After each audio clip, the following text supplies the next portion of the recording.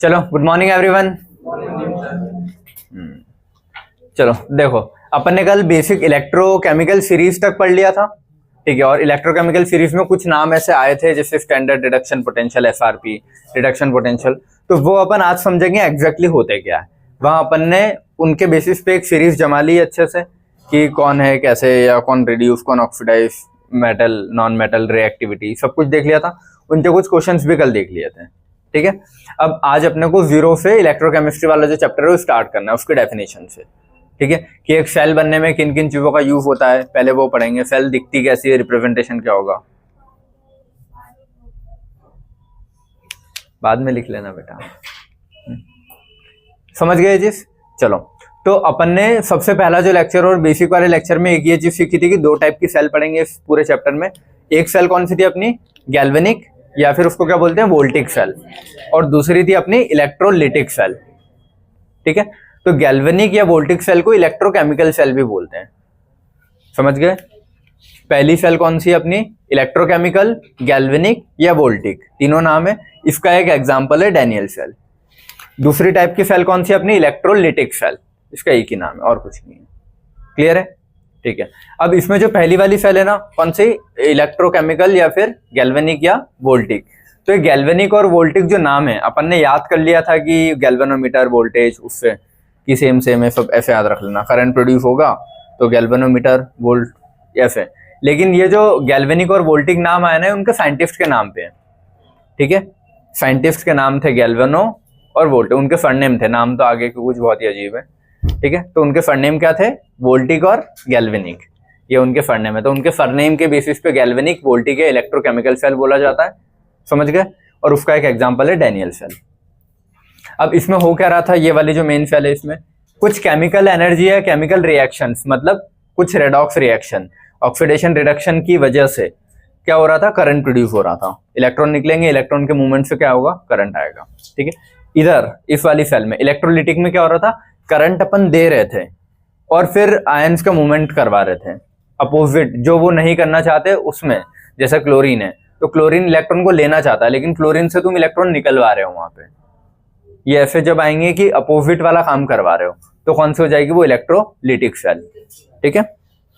चलो, तो इलेक्ट्रोकेमिस्ट्री की सबसे पहली या बेसिक डेफिनेशन ही क्या होती है, केमिकल और इलेक्ट्रिकल एनर्जी का इंटर कन्वर्जेंस। कभी केमिकल से इलेक्ट्रिक, कभी इलेक्ट्रिक से केमिकल, या आपस में इंटर कन्वर्जेंस जो है उसको, उसकी स्टडी को क्या बोलेंगे, इलेक्ट्रोकेमिस्ट्री। क्लियर है, ठीक है। अब देखो, पहली सेल कौन सी अपनी, इलेक्ट्रोकेमिकल सेल। तो पहले कुछ केमिकल्स लिए मैंने, उनसे इलेक्ट्रिसिटी बनाई, फिर वो इलेक्ट्रिसिटी को मैं आगे यूज कर पाऊंगा ना इलेक्ट्रोलिटिक के लिए। इलेक्ट्रोकेमिकल से मैंने केमिकल्स लिए, केमिकल्स को तार वार से जोड़ा, जैसे भी जोड़ेंगे अभी, फिर उससे क्या बनेगी, इलेक्ट्रिसिटी बनेगी। उस इलेक्ट्रिसिटी को मैं यूज करूंगा फर्दर आगे, और मतलब इलेक्ट्रिसिटी को यूज करके आगे दूसरी कुछ रिएक्शंस करवाऊंगा, वो रिएक्शन होगी अपनी इलेक्ट्रोलिटिक। क्लियर है इतना, ठीक है। डायरेक्ट इलेक्ट्रोलिटिक नहीं करवा पाओगे ना, इलेक्ट्रोलिटिक के लिए बैटरी होनी चाहिए या फिर करंट होना चाहिए तुम्हारे पास पहले से। तो करंट बनाने के लिए पहले इलेक्ट्रोकेमिकल रिएक्शन करवानी पड़ेगी, तो इलेक्ट्रोकेमिकल होगी, करंट बनेगा, उस करंट का यूज मैं इलेक्ट्रोलिटिक में करूंगा, ठीक है। तो वही ये डेफिनेशन बोल रही है, study of production of electricity from energy release during spontaneous chemical reaction. Spontaneous मतलब जो केमिकल रिएक्शन खुद से हो रही है वो करवाई, कि अपन ने बस तार से जोड़ दिया, केमिकल रिएक्शन खुद ही हो जाएगी। वो खुद जो केमिकल रिएक्शन हो रही है स्पॉन्टेनियस, उससे जो इलेक्ट्रिसिटी बनी है, यहां तक अभी पढ़ा है, ठीक है। वो इलेक्ट्रिसिटी आगे जाके यूज करेंगे। क्यों बना रहे इलेक्ट्रिसिटी, फालतू में थोड़ी बना रहे हैं, यूज करने के लिए बना रहे हैं, ठीक। तो study of production of electricity, electricity बना रहे किस चीज से, केमिकल की रिएक्शन से, from energy release during the spontaneous chemical reaction. Chemical reaction से एनर्जी बना रहे हैं, ठीक है। जो रिलीव्ड एनर्जी, उससे इलेक्ट्रिसिटी बन रही है। या फिर ये उल्टा एरो ऐसे समझ लो कि स्पॉन्टेनियस केमिकल रिएक्शन से कुछ एनर्जी रिलीव हो रही है, वो एनर्जी रिलीज इलेक्ट्रिसिटी बना रही है, समझ गए, ठीक है।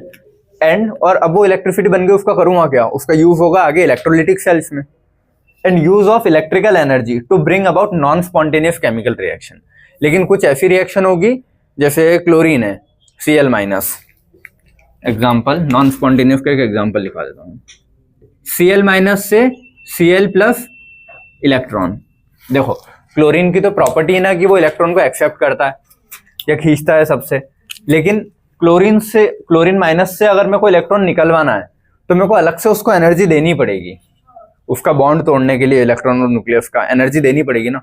तो वो इलेक्ट्रिकल एनर्जी में को यहाँ देके नॉन स्पॉन्टेनियस प्रोसेस हो रही ना, खुद से तो इलेक्ट्रॉन क्लोरीन कभी भी अपना इलेक्ट्रॉन नहीं देगा, मतलब अपना जो भी उसके पास इलेक्ट्रॉन है खुद से नहीं निकालेगा, तो मेरे को कुछ अलग से एनर्जी देके वो इलेक्ट्रॉन निकलवाना पड़ेगा। तो वो जो प्रोसेस खुद से नहीं होती उसको क्या बोलते हैं, नॉन स्पॉन्टेनियस प्रोसेस। तो जो नॉन स्पॉन्टेनियस प्रोसेस का एग्जाम्पल है, क्लियर है। तो ऐसी NaCl वाली एग्जाम्पल आएगा इसमें, Na प्लस और Cl माइनस वाला, ठीक है, कि Na को इलेक्ट्रॉन देना और Cl से इलेक्ट्रॉन निकलवाना। Na का काम है इलेक्ट्रॉन देना, लेकिन वो क्या कर रहा है, यहाँ पे अपन क्या करेंगे, Na को इलेक्ट्रॉन देंगे, ठीक है, और Cl से इलेक्ट्रॉन निकलवा रहे हैं। इसकी अगर एक और रिएक्शन जो साथ में होगी इसमें वो ये होगी कि Na प्लस में अपन ये वाला जो रिलीफ्ड इलेक्ट्रॉन है देखिए उसको Na बनाएंगे। तो Na तो इलेक्ट्रॉन खुद निकालता है ना, यहां मैंने क्या किया, Na प्लस को इलेक्ट्रॉन दिया तो वो Na बनेगा। तो ये प्रोसेस खुद से कभी नहीं होगी। Na अपना एक इलेक्ट्रॉन निकाला है ताकि वो स्टेबल हो जाए, Na के आउटर मोस्ट में एक होता है, उसने निकाल दिया तो Na प्लस बन गया, तो Na प्लस स्टेबल है ना। अब मैं बोलूंगा Na प्लस को एक इलेक्ट्रॉन रख लो तो क्यों रखेगा, वापस से अनस्टेबल थोड़ी ना होगा वो। तो वो भी प्रोसेस भी अगर करवानी तो नॉन स्पॉन्टेनियस में आ जाएगी, खुद से नहीं करेगा, तो मुझे अलग से इलेक्ट्रिसिटी देके प्रोसेस करवानी है। तो जब भी ये वाली ऐसी कुछ प्रोसेस करवानी हो जो खुद से नहीं हो रही हो, उसको बोलते हैं नॉन स्पॉन्टेनियस, और उसमें इलेक्ट्रिसिटी लगती है। वो इलेक्ट्रिसिटी कहाँ से आएगी, पहले केमिकल रिएक्शन होगी, इलेक्ट्रिसिटी बनेगी, वो इलेक्ट्रिसिटी का यूज होगा इलेक्ट्रोलिटिक सेल में, समझ गए, ठीक है। और केमिकल से जो इलेक्ट्रिसिटी बनी ये स्पॉन्टेनियस होता है, ठीक है, और इलेक्ट्रिसिटी से फिर जो केमिकल रिएक्शन, ये केमिकल्स वाले, तो ये वाली बनी ये नॉन स्पॉन्टेनियस है। क्लियर है, कोई डाउट तो नहीं डेफिनेशन में किसी को, तो वही लिखा है to bring about non spontaneous chemical reaction electrical energy का यूज करके, क्लियर है। उसकी दूसरी बेसिक छोटी सी डेफिनेशन लिखी है, इलेक्ट्रोकेमिस्ट्री के branch of chemistry which deals with the inter conversion of electric and chemical energy, electric से केमिकल, केमिकल से इलेक्ट्रिक, तो ये जो प्रोसेस चलती रहेगी इधर से इधर, इधर से इधर, इसको क्या बोलेंगे, इलेक्ट्रोकेमिस्ट्री, समझ गया। तो इसमें दो ही टाइप की प्रोसेस पढ़नी, इधर से इधर वाली को एक नाम दिया, इधर से इधर वाली को एक नाम दिया, पूरे इस चैप्टर में यही है, आधा पार्ट ये आधा पार्ट ये है, बस इतना ही है, क्लियर है, ठीक है। अब वही लिखा है कि सेल दो टाइप की हो सकती है, जो केमिकल से इलेक्ट्रिक में कन्वर्ट करे उसको क्या बोलते हैं, इलेक्ट्रोकेमिकल सेल, जो इलेक्ट्रिक से केमिकल में करे उसको बोलते हैं इलेक्ट्रोलिटिक, क्लियर है, ठीक है। और इलेक्ट्रोलिटिक वाली कैसी होगी, नॉन स्पॉन्टेनियस, खुद से नहीं हो रही ना, ठीक है। और इलेक्ट्रोकेमिकल वाली कैसे होगी, खुद से हो रही है, तो वो कैसे होगी, स्पॉन्टेनियस। उसके अदर नेम क्या है, गैल्वेनिक और वोल्टिक, ये उसके साइंटिस्ट के नाम पे है ना, गैल्वेनिक और वोल्टिक साइंटिस्ट के नाम पे, ठीक है। और डैनियल सेल उसका एक एग्जांपल है, ठीक है। उसका एग्जांपल क्या है, इलेक्ट्रोकेमिकल का डैनियल सेल उसका एक एग्जांपल है, उसका अदर नेम नहीं है, उसका एक एग्जांपल है जिसमें कॉपर और जिंक यूज होगा। जब कॉपर और जिंक यूज होगा तो क्या बोलेंगे उसको, डैनियल सेल। कुछ और यूज होगा तो कुछ और बोलते हैं, क्लियर है, ठीक है। और ये कैसी है, स्पॉन्टेनियस है, इतना समझ में आया ना, दो टाइप की सेल है, ठीक है। चलो अब ये जो दो टाइप की सेल है बेटा इधर बातें नहीं करो, फर्स्ट बेंच देखो, अब मुझे समझ में आ गया दो टाइप की सेल है। अब मैं सीधा यहाँ पे सेल बना दूं, बीकर बना के उसमें रॉड रख दूं जिंक और कॉपर वाली, और फिर सॉल्यूशन में, उसके पहले तुमको कुछ छोटी छोटी चीजें समझना जरूरी है, क्योंकि देखो एक ब्रॉड पर्सपेक्टिव मिल जाएगा तो फिर तुम पढ़ोगे तो तुमको समझ में आएगा। जैसे अगर मैं सिर्फ बिना दोनों सेल साथ में बताए पहले इलेक्ट्रोकेमिकल पढ़ा देता, सिर्फ इलेक्ट्रोलिटिक का नाम भी नहीं लेता, और बाद में इलेक्ट्रोलिटिक का नाम लेता, तो तुमको फिर कंफ्यूजन होता कि सेम है अलग है, क्या डिफरेंस है। लेकिन एक बार ब्रॉड पर्सपेक्टिव मिल गया कि दो टाइप की है, पहले पहली पढ़ेंगे दूसरी बाद में पढ़ेंगे, तो तुमको समझ में आएगा चल क्या रहा है। तो वैसे ही इन दोनों में फर्क क्या होता है वो पहले बहुत जरूरी है पढ़ना, कि दोनों में डिफरेंस क्या है, कुछ तो चेंजेस होंगे ना, तो वही चेंजेस अपन ने अब लिख रखे हैं, ठीक है। क्योंकि देखो एक चीज फिक्स है, कैथोड एनोड, ये चीज अब याद रखो तुम, नए नाम है तुम्हारे लिए, कैथोड और एनोड। कैथोड पे, हाँ कैथोड पे क्या होगा, रिडक्शन, एनोड पे होगा ऑक्सीडेशन। ये चीज फिक्स है कोई सी भी सेल हो।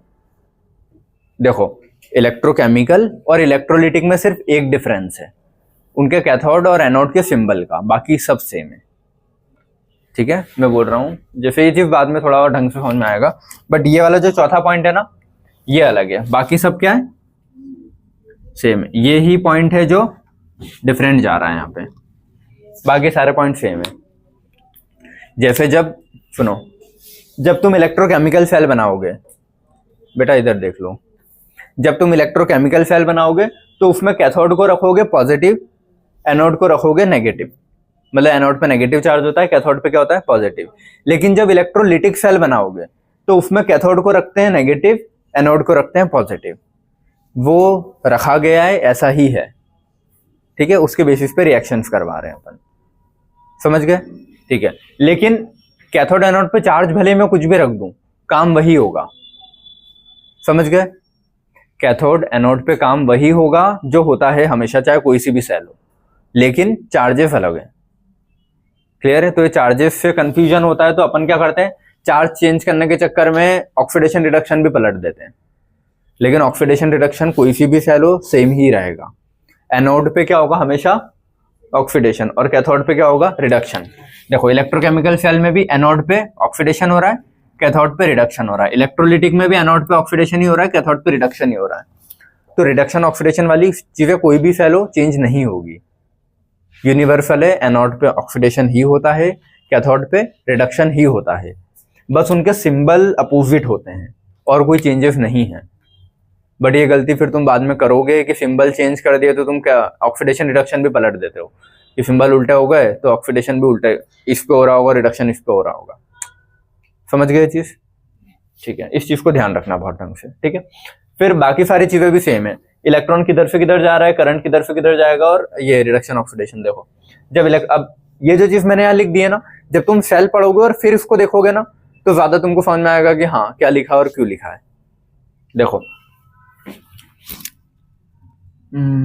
चलो यार, वो सेल पढ़ोगे तभी ज्यादा ढंग से तुमको समझ में आएगी चीजें, ऐसा। या फिर ऐसे सोचो, एनोड पे ऑक्सीडेशन है, कैथोड पे रिडक्शन है। तो एनोड पे अगर किसी चीज का ऑक्सीडेशन हो रहा है तो इलेक्ट्रॉन रिलीज हो रहे हैं ना, किसी चीज का ऑक्सीडेशन हुआ है तो इलेक्ट्रॉन रिलीज हुआ। ये जैसे तुम्हारा ये एनोड पे क्या होता है, ऑक्सीडेशन, एनोड पे हुआ ऑक्सीडेशन, ऑक्सीडेशन से क्या होगा, इलेक्ट्रॉन रिलीज, तो इलेक्ट्रॉन वहां से बाहर ही आएगा, तो इलेक्ट्रॉन आउट। और कैथोड पे क्या होता है, रिडक्शन, रिडक्शन मतलब इलेक्ट्रॉन एक्सेप्ट, तो इस पे इलेक्ट्रॉन अंदर आएगा। तो यहाँ पे भी कैथोड एनोड पे ऑक्सीडेशन रिडक्शन जब सेम हो रहा है तो इलेक्ट्रॉन का इन आउट भी तो सेम ही होगा ना, जहां ऑक्सीडेशन होगा वहां इलेक्ट्रॉन बाहर जाएगा, जहां रिडक्शन होगा वहां इलेक्ट्रॉन अंदर आएगा। क्लियर है, ठीक है। अब करंट, करंट का डायरेक्शन इलेक्ट्रॉन के अपोजिट होता है, ये चीज फिक्स होती है, ये समझ में आता है सभी को। बैठो, करंट का डायरेक्शन इलेक्ट्रॉन के अपोजिट होता है। इलेक्ट्रॉन अगर इधर जा रहे हैं तो करंट की डायरेक्शन क्या होगी, इधर। मुंह काट के बैठे रहते हो। देखो इलेक्ट्रॉन अगर इधर जा रहा है तो करंट इधर जाएगा, ये पता है ना सबको। Electron current direction is always opposite of the flow of electron. Current direction is always opposite of the flow of electron. इतना क्लियर है। तो अगर बोल रहा हूं कि एनोड पे ऑक्सीडेशन हो रहा है तो इलेक्ट्रॉन इधर से इधर जा रहे हैं तो करंट इधर से इधर ही आएगा। समझ गए चीज, ठीक है। तो ये वाला होगा, तो दोनों में सेम ही है ना। अगर मैंने ऑक्सीडेशन रिडक्शन फिक्स कर दिया तो इलेक्ट्रॉन की डायरेक्शन भी दोनों के लिए फिक्स रहेगी और करंट की डायरेक्शन भी दोनों के लिए फिक्स रहेगी। बस चेंज क्या है, इनके चार्ज का, और कोई चेंज नहीं है, ठीक है। तो एक चीज तुम अलग से कहीं लिखना है तो लिख लेना, एनोड पे क्या होगा, ऑलवेज ऑक्सीडेशन। कैथोड पे क्या होगा, ऑलवेज रिडक्शन। अभी एनोड कैथोड होते क्या है अभी पढ़ेंगे, ठीक है। बट अभी थोड़ा एक बेसिक याद रखो कि हाँ एनोड पे ऑक्सीडेशन ही होता है। एनोड एक रॉड है जिस पे ऑक्सीडेशन होगा, कैथोड भी एक दूसरी रॉड है जिस पे रिडक्शन होगा। क्लियर है इतना सभी को, इधर बोर्ड पे, ठीक है। ये टेबल इंपॉर्टेंट है और इसमें सबसे इंपॉर्टेंट क्या है, चार्ज चेंज होते हैं। अब देखो इस चीज को तुम एक और चीज से कंफ्यूज करते हो अपना, कौन सा, कैटायन क्या होते हैं, पॉजिटिव चार्ज, एनायन होता है नेगेटिव चार्ज, ठीक है। तो कैटायन पॉजिटिव होता है, एनायन नेगेटिव होता है। इस कैटायन और एनायन को कैथोड एनोड से कंफ्यूज मत करना। कैटायन एनायन एक अलग चीज है, कैथोड एनोड एक अलग चीज है, ठीक है, ये याद रहते हैं। तो कैटायन अगर पॉजिटिव है तो कैथोड नेगेटिव किसके लिए होगा? इलेक्ट्रोलिटिक के लिए, कैथोड नेगेटिव। एनायन अगर नेगेटिव है तो एनोड पॉजिटिव होगा, किसके लिए? इलेक्ट्रोलिटिक। लेकिन ये सेम चीज होती है इसके लिए, सी से सी और ए से ऐसे याद करवा रहा हूं मैं कि कैटायन पॉजिटिव है तो कैथोड कैसा होगा? पॉजिटिव, किसके लिए? इसके लिए। एनायन नेगेटिव है तो एनोड कैसा होगा? नेगेटिव, किसके लिए? इसके लिए। क्योंकि अपने को चैप्टर में दो चीजें पढ़नी है, इलेक्ट्रोकेमिकल और इलेक्ट्रोलिटिक सेल। दोनों में से ज्यादा इंपॉर्टेंट सेल कौन सी अपने लिए? इलेक्ट्रोकेमिकल। लेटिक बहुत छोटा सा पार्ट है और मतलब उससे ज्यादा क्वेश्चन ऐसे चाहते भी नहीं है, समझ गए? पूरे में तुमको इलेक्ट्रोकेमिकल ही भरा पड़ा है, उसी में FHE आएगा, उसी में स्टैंडर्ड इलेक्ट्रोड पोटेंशियल आएगा, उसी में नर्नस्ट इक्वेशन आएगी। तो पूरा चैप्टर का मेन पार्ट क्या है? इलेक्ट्रोकेमिकल। तो जो इलेक्ट्रोकेमिकल वाला पार्ट है उसको ऐसे याद रखो कि जो एनोड जो अपने कैटायन एनायन है, बस सेम चार्ज उसके पहले पहले लेटर से किसके हैं? जो अपनी मेन सेल है। तो अपनी मेन सेल तो ये है ना इलेक्ट्रोकेमिकल वाली, तो इससे C से C पॉजिटिव, A से A नेगेटिव। और जस्ट उल्टे हैं जो नई सेल अपने को पढ़ना है, इलेक्ट्रोलिटिक। याद रख लेना है क्योंकि क्वेश्चन ये भी आ जाता है, कैथोड एनोड पॉजिटिव, जो मॉड्यूल्स में मिल जाएंगे क्वेश्चन ऐसे। क्लियर है? ठीक है। अब देखो इलेक्ट्रोलाइट्स क्या होते हैं। अगर मेरे को करंट फॉर एग्जांपल, ठीक है, पास करवाना है कोई सॉल्यूशन से, तो ये मान के चलो इलेक्ट्रोलाइट्स क्या होंगे? ऐसी चीजें जो करंट को पास करने में हेल्प कर रही है। इलेक्ट्रोलाइट्स क्या होंगे? ऐसी चीजें जो करंट को पास करने में हेल्प कर रही है। क्लियर है? अब मुझे बताओ, गैसियस सब्सटेंस से तो करंट पास नहीं होता ना, कि हवा में मैंने एक तार यहाँ खुला छोड़ दिया, एक उधर छोड़ दिया और करंट पास हो जाएगा, नहीं।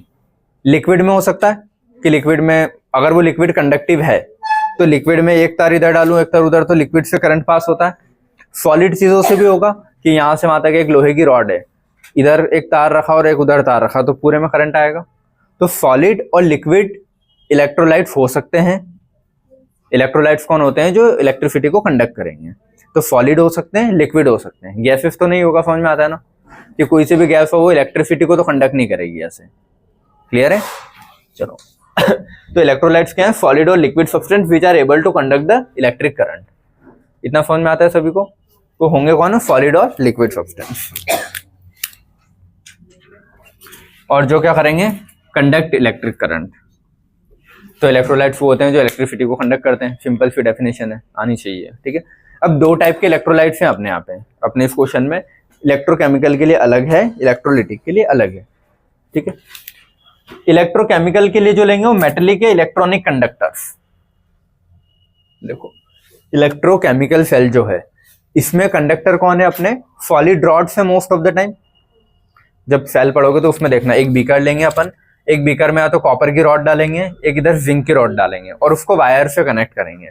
तो वायर भी सॉलिड है, ये रॉड्स भी सॉलिड है। तो यहाँ पे कंडक्शन ऑफ कहीं से होगा? सॉलिड चीज से, ठीक है। सॉलिड में मेटल है ना अपना, जिंक कॉपर जो भी वायर लिए हैं। तो मेटेलिक से अपना कौन सा होगा? ये वाला इलेक्ट्रोकेमिकल। मेटेलिक या इलेक्ट्रॉनिक कंडक्टर। क्लियर है? लेकिन जब इलेक्ट्रोलिटिक सेल पढ़ोगे तो उसमें जो कंडक्शन है वो मॉल्टन वाली चीजों से है, कि पानी लिया मैंने, पानी H+OH- में टूटा है, NaCl मॉल्टन लिया तो NaCl टूटेगा। तो वो लिक्विड वाली चीजें मोस्टली इसमें यूज होगी, इलेक्ट्रोलिटिक या इलेक्ट्रोलाइट्स वाले में। समझ गए क्या बोला मैंने? कि इलेक्ट्रोकेमिकल सेल के लिए कंडक्टिंग सब्सटेंस कौन होगा अपनी? वो जो रॉड्स, जिंक की रॉड, कॉपर की रॉड और उनको वायर से जो कनेक्ट करूंगा मैं अभी। तो ये है ना अपने सॉलिड कंडक्टर होगा यहाँ पे, तो उसको क्या बोलते हैं? मेटेलिक या इलेक्ट्रॉनिक कंडक्टर। और वो वाली जो सेल आएगी उसमें इलेक्ट्रोलिटिक या इलेक्ट्रोलाइट्स कंडक्टर होते हैं। क्लियर है? वो अभी जब बाद में पढ़ोगे थोड़ा और अच्छे से समझ में आ जाएगा जब डायग्राम बनाऊंगा। यहाँ पे अभी प्रॉपर सारी चीज यहाँ नहीं बता सकता। ये वाला अभी पढ़ लेंगे, वो वाला फिर बाद में पढ़ेंगे। क्लियर है इतना? तो पहली चीज समझ में आया कौन किसके लिए है?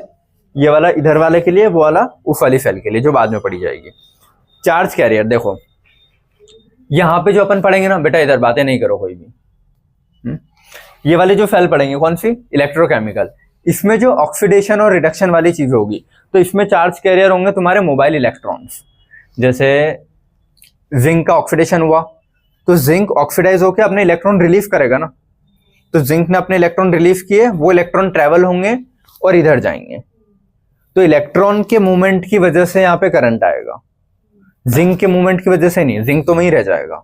जिंक का ऑक्सीडेशन होगा, अभी जब पढ़ोगे बहुत अच्छे से समझ में आ जाएगा, जिंक वहीं रह जाता है, उससे जो इलेक्ट्रॉन निकला है वो इलेक्ट्रॉन चल के इधर आता है। ये शायद पता नहीं क्या समझ में आ रहा होगा तुम लोगों को।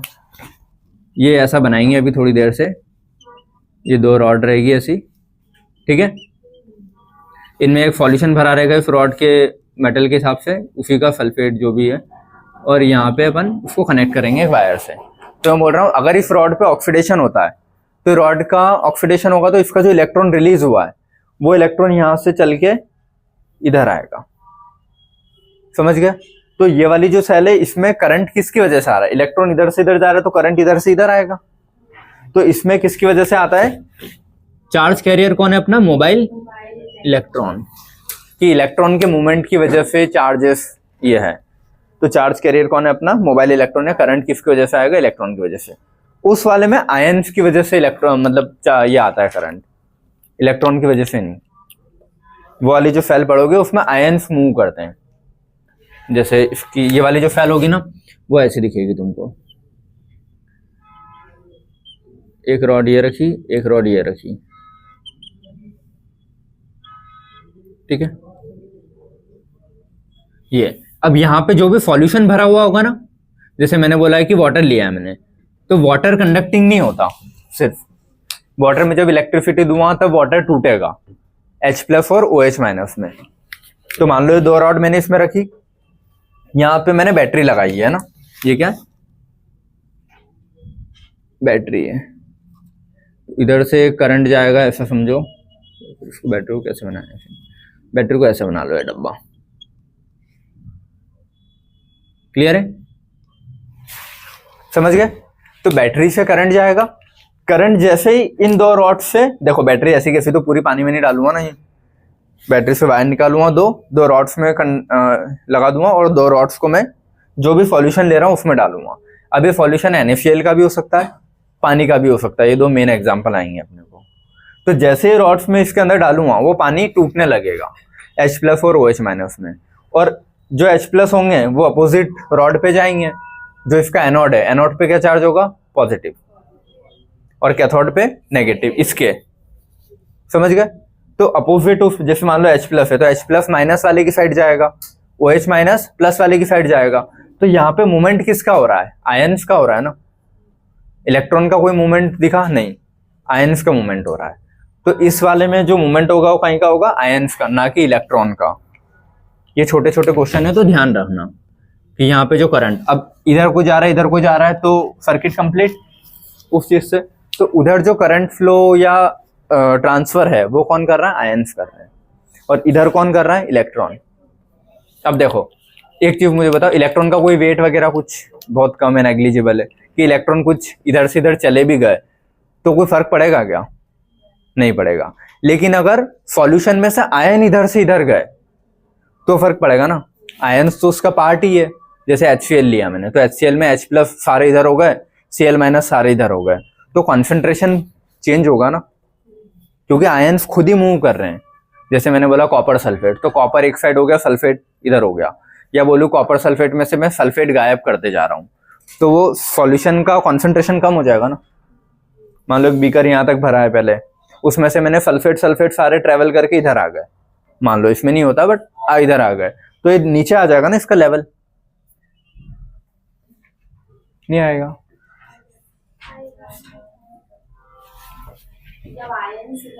आयंस का मूवमेंट होगा और इलेक्ट्रॉन का मूवमेंट होगा, कौन उसका कॉन्सेंट्रेशन कम करेगा। कॉन्सेंट्रेशन ऐसे सोच लो, बीकर पूरा भरा हुआ है, उसमें से इलेक्ट्रॉन जा रहे हैं, तो दिखेगा क्या तुमको कि बीकर नीचे आया कम, नहीं। लेकिन उसमें से अगर आयंस ट्रेवल करके जा रहे होंगे तो कम होगा ना। सॉल्यूशन मान लो कॉपर सल्फेट का, उसमें सल्फेट उड़ते जा रहा है, तो सॉल्यूशन ही कम हो रहा है ना, इनडायरेक्टली डायरेक्टली, तो उसमें कॉन्सेंट्रेशन चेंज होता है। इसमें इलेक्ट्रॉन के मूवमेंट की वजह से कोई कॉन्सेंट्रेशन चेंज नहीं होता, सिर्फ इलेक्ट्रॉन जा रहे हैं तो ये पानी थोड़ी ना कम होगा, इलेक्ट्रॉन जाने की वजह से ये भी नीचे नीचे आते जाएगा और ये बढ़ते जाएगा। समझ में आया। मैं इसमें इलेक्ट्रॉन कितने भी डाल दूं ये लेवल नहीं बढ़ेगा ना, इसमें इलेक्ट्रॉन कितने भी निकाल दो लेवल नीचे नहीं जाएगा, तो ये चीज समझ में आती है। ठीक है, अभी सेल पढ़ेंगे थोड़ी और ढंग से समझ में आएगी, बट एक बेसिक समझ में आ रहा है अभी। नींद आ रही है भैया। चलो, मोबाइल इलेक्ट्रॉन उधर किसका मूवमेंट होगा? आयंस का। ब्रैकेट में इसलिए लिखा है इलेक्ट्रॉन का नहीं होगा। ठीक है, जैसे इसमें ले लो, मान लो NaCl लिया मैंने, Na+ और Cl-, तो Cl- इधर रह जाएगा और Na+ इधर, तो मूवमेंट ऑफ आयंस की वजह से उसमें हो रहा है, और इसमें वही मूवमेंट इलेक्ट्रॉन की वजह से होता है। क्लियर है? तो एक पॉइंट है, याद रखोगे। अब इलेक्ट्रॉन ज्यादा जल्दी मूव करेगा कि आयन? इलेक्ट्रॉन। आयन तो भारी होगा ना, मैंने बोला सल्फेट, तो SO4-2 उसका वेट है कुछ, और एक इलेक्ट्रॉन क्या ही वेट है, तो इलेक्ट्रॉन जल्दी मूव करेगा तो करंट फास्ट ट्रेवल होगा, तो इधर कंडक्शन कैसा होगा? फास्ट, उधर स्लो। ठीक है, व्हेन इलेक्ट्रोड पोटेंशियल, अब देखो जब पोटेंशियल डिफरेंस अप्लाई करेंगे तो इलेक्ट्रॉन स्टार्ट मूव इधर, क्योंकि यहाँ ऑक्सीडेशन होगा या रिडक्शन, यहाँ जैसे पोटेंशियल डिफरेंस अप्लाई करूंगा इलेक्ट्रॉन मूव होगा, और उधर आयन बने तो आयन ही मूव होंगे। समझ में आता है? तो electron start moving, positive ion remain stationery, यहाँ पे आयन का कुछ नहीं होगा, आयन यहीं कहीं पड़े रह जाते हैं, सिर्फ इलेक्ट्रॉन उठ के जाता है। उधर आयन मतलब आयन्स मूव करते हैं, जो भी रॉड उसके अपोजिट चार्ज की है, प्लस वाला आयन नेगेटिव रॉड पे चले जाएगा, नेगेटिव वाला आयन प्लस की रॉड पे चले जाएगा। तो उधर charge particle of matter moves, matter move कर रहा है, मैटर मतलब सब्सटेंस इधर उधर हो रहा है। समझ गए? सब्सटेंस मूव होगा तो ट्रांसफर ऑफ मैटर चेंज होगा, तो कॉन्सेंट्रेशन भी चेंज होता है। क्लियर है? अब इधर देखो वही चीज लिखी है, positive ion move toward cathode, जो पॉजिटिव होगा वो कैथोड की साइड जाएगा, क्योंकि यहाँ कैथोड का चार्ज कैसा है? नेगेटिव, तो इसका पॉजिटिव नेगेटिव पे जाएगा कैथोड, और negative ion move towards anode, negative ion यहाँ पे एनोड पे जाएगा, एनोड का चार्ज कैसा है? पॉजिटिव, तो नेगेटिव पॉजिटिव पे जाएगा। तो यहाँ पे अगर आयन से स्प्लिट होके इधर उधर होने लगे तो कॉन्सेंट्रेशन चेंज हो जाएगा ना पूरा, तो वही लिखा है, this transfer results in the change in the concentration. Electron की वजह से कॉन्सेंट्रेशन चेंज नहीं होता, लेकिन खुद सब्सटेंस मूव कर रहा है तो कॉन्सेंट्रेशन चेंज होगा। क्लियर है? ठीक है, इतना समझ में है। और वही चीज इधर की लिखी है, flow of electricity not rivals in any movement of matter. यहाँ पे जो इलेक्ट्रिसिटी हो रही है वो इलेक्ट्रॉन की वजह से हो रही है ना, कंडक्ट, तो इलेक्ट्रॉन की वजह से कोई भी मैटर का मूवमेंट तो नहीं होगा ना। मैटर मतलब सब्सटेंस इधर से उधर नहीं हुआ, जो इस बीकर में था इस बीकर में ही रहेगा, जो इस बीकर में इस रॉड के पास था वो इस रॉड के पास ही रहेगा, सिर्फ इलेक्ट्रॉन इधर उधर हो रहे हैं, तो इसमें मैटर का कोई मूवमेंट नहीं हुआ। क्लियर है? No change in the concentration. ठीक है, अगर क्वेश्चन आते हैं ना ऐसे थ्योरेटिकल तो गलत करोगे फिर, वरना अगर ये चीज नहीं समझी अभी ढंग से तो सब सेम सेम दिखेगा आखिरी में। क्लियर है इतना? ये चीज जब चैप्टर खत्म हो जाएगा, दोनों सेल पढ़ लेंगे, तो वापस से एक बार कॉपी खोल के देखना, तब ज्यादा समझ में आएगी कि क्या लिखे हैं एग्जैक्टली और क्यों लिखे हैं इसे। क्लियर है? ठीक है, चलो अब स्टेट इन विच कंडक्शन अकर, इसमें किस स्टेट में कंडक्शन हो रहा है? देखो सॉलिड और सॉलिड या मॉल्टन दोनों में हो सकता है। ये जो रॉड है ना सॉलिड है, तो ऐसा हो इधर सॉलिड और मॉल्टन में हो सकता है, उधर हमेशा मॉल्टन या लिक्विड ही होगा। ठीक है, हाँ, मॉल्टन मतलब पिघला हुआ सॉलिड, पिघला हुआ सॉलिड को मॉल्टन बोल, जैसे NaCl हाथ में लूंगा सॉलिड है ना, अभी उसको जब पिघला दूंगा तो वो लिक्विड में कन्वर्ट हो जाएगा, तो वो वाला लिक्विड जो सॉलिड से ऐसे बनाया है उसको मॉल्टन बोलते हैं। ठीक है, तो इसमें इलेक्ट्रोलाइट कौन होगा? या तो सॉल्ट इन मॉल्टन फॉर्म, NaCl को जब 800 डिग्री पे गर्म करोगे तो वो एक लिक्विड स्टेट में आ जाता है, जिसको बोलते हैं मॉल्टन। क्लियर है? या फिर सॉल्ट इन वाटर, जब नमक को पानी में डाल दूंगा, तो यहाँ पे ये जो सॉल्यूशन ले रहा हूँ ये क्या ले सकता हूं मैं? समझ गए? कंडक्टेंस के लिए ये या तो सॉल्ट मॉल्टन फॉर्म में, या फिर सॉल्ट को पानी के साथ। ठीक है, ये चीज। और इधर क्या लूंगा जो ट्रांसफर कर रहा है उसको, सॉलिड या मॉल्टन, ये चीज है। ठीक है, इतना हुआ। अब ये जो पोर्शन है ना, कंडक्टिविटी, रेजिस्टिविटी, कंडक्टेंस, रेजिस्टेंस, ये 4 वर्ड है, वो जब पढ़ेंगे तब ज्यादा समझ में आएगा, बट अभी ये पॉइंट मैंने लिखवा दिया ताकि बाद में जब रिकॉल करो तो समझ में आएगा। कंडक्टिविटी और कंडक्टेंस अलग अलग चीज है, रेजिस्टिविटी और रेजिस्टेंस अलग अलग चीज है, और इन चारों के आपस में रिलेशन आएंगे। कंडक्टिविटी, कंडक्टेंस, रेजिस्टिविटी, रेजिस्टेंस, नाम सेम सेम दिख रहे हैं लेकिन अलग अलग हैं। क्लियर है? तो ये जो कंडक्टिविटी लिखा है यहाँ पे decreases with the increase in temperature, यहाँ टेम्परेचर बढ़ाऊंगा तो कंडक्टिविटी कम होती है, यहाँ टेम्परेचर बढ़ाऊंगा तो कंडक्टिविटी बढ़ती है। तो ये चीज़ का ध्यान रखना, ये जब बाद में आएगा तो बहुत ढंग से समझ में आएगा, वरना यहाँ मेरे को चारों चीज़ें फिर बतानी पड़ेगी। तो वो टॉपिक ही है तो तभी पढ़ेंगे, बट अभी लिख के रखो इसको। क्लियर है इतना? ठीक है। अब ये जो 2 पॉइंट लिखे हैं, अगर कभी थ्योरेटिकल में आ जाए तो ठीक है, वरना कोई दिक्कत। देखो हमेशा मेटल कंडक्ट करते हैं ना, नॉन मेटल कभी भी वो कंडक्ट करते हैं इलेक्ट्रिसिटी नहीं, लेकिन कुछ नॉन मेटल ऐसे हैं जो इलेक्ट्रिसिटी कंडक्ट करते हैं, जैसे ग्रेफाइट, पेंसिल की रॉड, पेंसिल में जो डंडी डली होती है, पेंसिल की डंडी इलेक्ट्रिसिटी कंडक्ट करती है ना। वो मच्छर के रैकेट में लगाते हैं तो पता है ना, अरे मच्छर मारने के रैकेट आते हैं ना, उसमें पेंसिल या पेन में तो चलो मेटल है वो, तो पेन डालते हैं तो वो स्पार्क होता है, लेकिन पेंसिल भी डालते हो ना तो भी स्पार्क होता है। नहीं किया कभी? मच्छर मारने की रॉड है वो रैकेट, देखिए ना घर पे होती है, बस उसमें पेंसिल लगा के देखना बटन दबाने के बाद, तो भी वो उसका जो आवाज आती है ना चट वाली, वो आएगी उसमें। देखो पेन रखोगे तो पेन खराब हो जाता है, तो पेन मत रखना, पेंसिल रख के देखना। तो पेंसिल में जो अंदर वो रॉड डली वो ग्रेफाइट की और नॉन मेटल है, तो नॉन मेटल भी कंडक्टिंग है, समझ गए ये। वरना लकड़ी डाल के देखना, लकड़ी से कुछ नहीं होगा, गीली लकड़ी डालोगे तो होगा, क्योंकि गीली लकड़ी में वाटर आ गया तो वो कंडक्टिव है, लेकिन नॉर्मल लकड़ी से नहीं, ग्रेफाइट की रॉड से होगा, समझ गए। तो नॉन मेटल जैसे कि कार्बन ब्लैक, ग्रेफाइट और कुछ ऑर्गेनिक पॉलीमर, कुछ नाम याद रखने की जरूरत नहीं, बस देख लो, क्योंकि अपने को ऑब्जेक्टिव आएंगे तो पता रहेगा कि हाँ ये है। तो कुछ नॉन मेटल कंडक्टिव होते हैं, वरना हमेशा most of the time conductive कौन होता है? सॉलिड होते हैं या फिर लिक्विड, ठीक है। नॉन मेटल्स ऐसे नहीं होते। और पॉलीएसिटिलीन और आयरन के जो आयोडीन के वेपर होते हैं ये भी कंडक्टिव होते हैं। क्लियर है? ठीक है। अगर थ्योरेटिकल में आए तो ठीक, वरना इतना इसका कोई रेलेवेंस नहीं है। ये सब चीजें काम की है, बाकी जो लिखवाई है। और ये कब काम आएगी? जब दोनों सेल को तुम अच्छे से पढ़ लोगे ना, तब रिव्यू करोगे तो तुमको पूरा कंक्लूजन यही मिलेगा कि एक ये चीज चार्ज चेंज होता है, बाकी सब चीज सेम रहेगी, वो चीज कभी चेंज नहीं होगी एनोड के थॉट की। और किसमें कौन कंडक्टिव है कौन नहीं है, ये किसमें कॉन्सेंट्रेशन चेंज होता है किसमें नहीं होता है। क्लियर है सभी को? ठीक है, चलो ये रब करके अब अपन सेल पढ़ना स्टार्ट करते हैं। इलेक्ट्रोलाइट समझ लिए, सेल पहले हाफ सेल पढ़ेंगे क्या होता है, फिर सेल रिप्रेजेंटेशन देख के फिर दोनों सेल को मिला देंगे, हाफ हाफ फुल। क्लियर है? चलो मेटलिक लश्यर, लश्यर मतलब चमकदार चीज जो होती है ना, जैसे किसी के ऊपर में किसी चीज की, जैसे लकड़ी होती है, लकड़ी अपन तोड़ के लाए, ये लकड़ी पॉलिश्ड है ना, तो इसके ऊपर किसी चीज का पेंट किया होगा तो लश्यरफ आ गया, मतलब चमक आ गई। तो बोल रहा है कि पॉलीएसिटिलीन और आयोडीन के वेपर लश्यरफ होते हैं और वो कंडक्टिव भी होते हैं।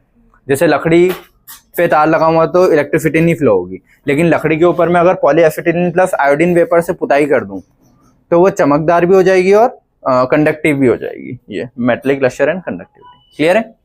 चलो चलो देखो, अब बेसिक तुम समझ गए ना कि दोनों सेल में फर्क क्या होता है, इलेक्ट्रोकेमिकल और इलेक्ट्रोलिटिक सेल में डिफरेंसेस क्या होंगे, कौन एनोड होगा कौन कैथोड होगा, किस पे क्या चार्ज होगा, ऑक्सीडेशन कहाँ, रिडक्शन कहाँ, करंट को कौन कंडक्ट करवाता है, कॉन्सेंट्रेशन किसमें चेंज किसमें नहीं चेंज, इतना समझ गए कि दोनों सेल में फर्क क्या होता है।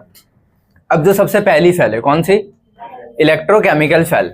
इलेक्ट्रोकेमिकल सेल अपन स्टार्ट कर रहे हैं पढ़ना, ठीक है। तो हेडिंग क्या है मेन इसकी, इलेक्ट्रोकेमिकल सेल। इलेक्ट्रोकेमिकल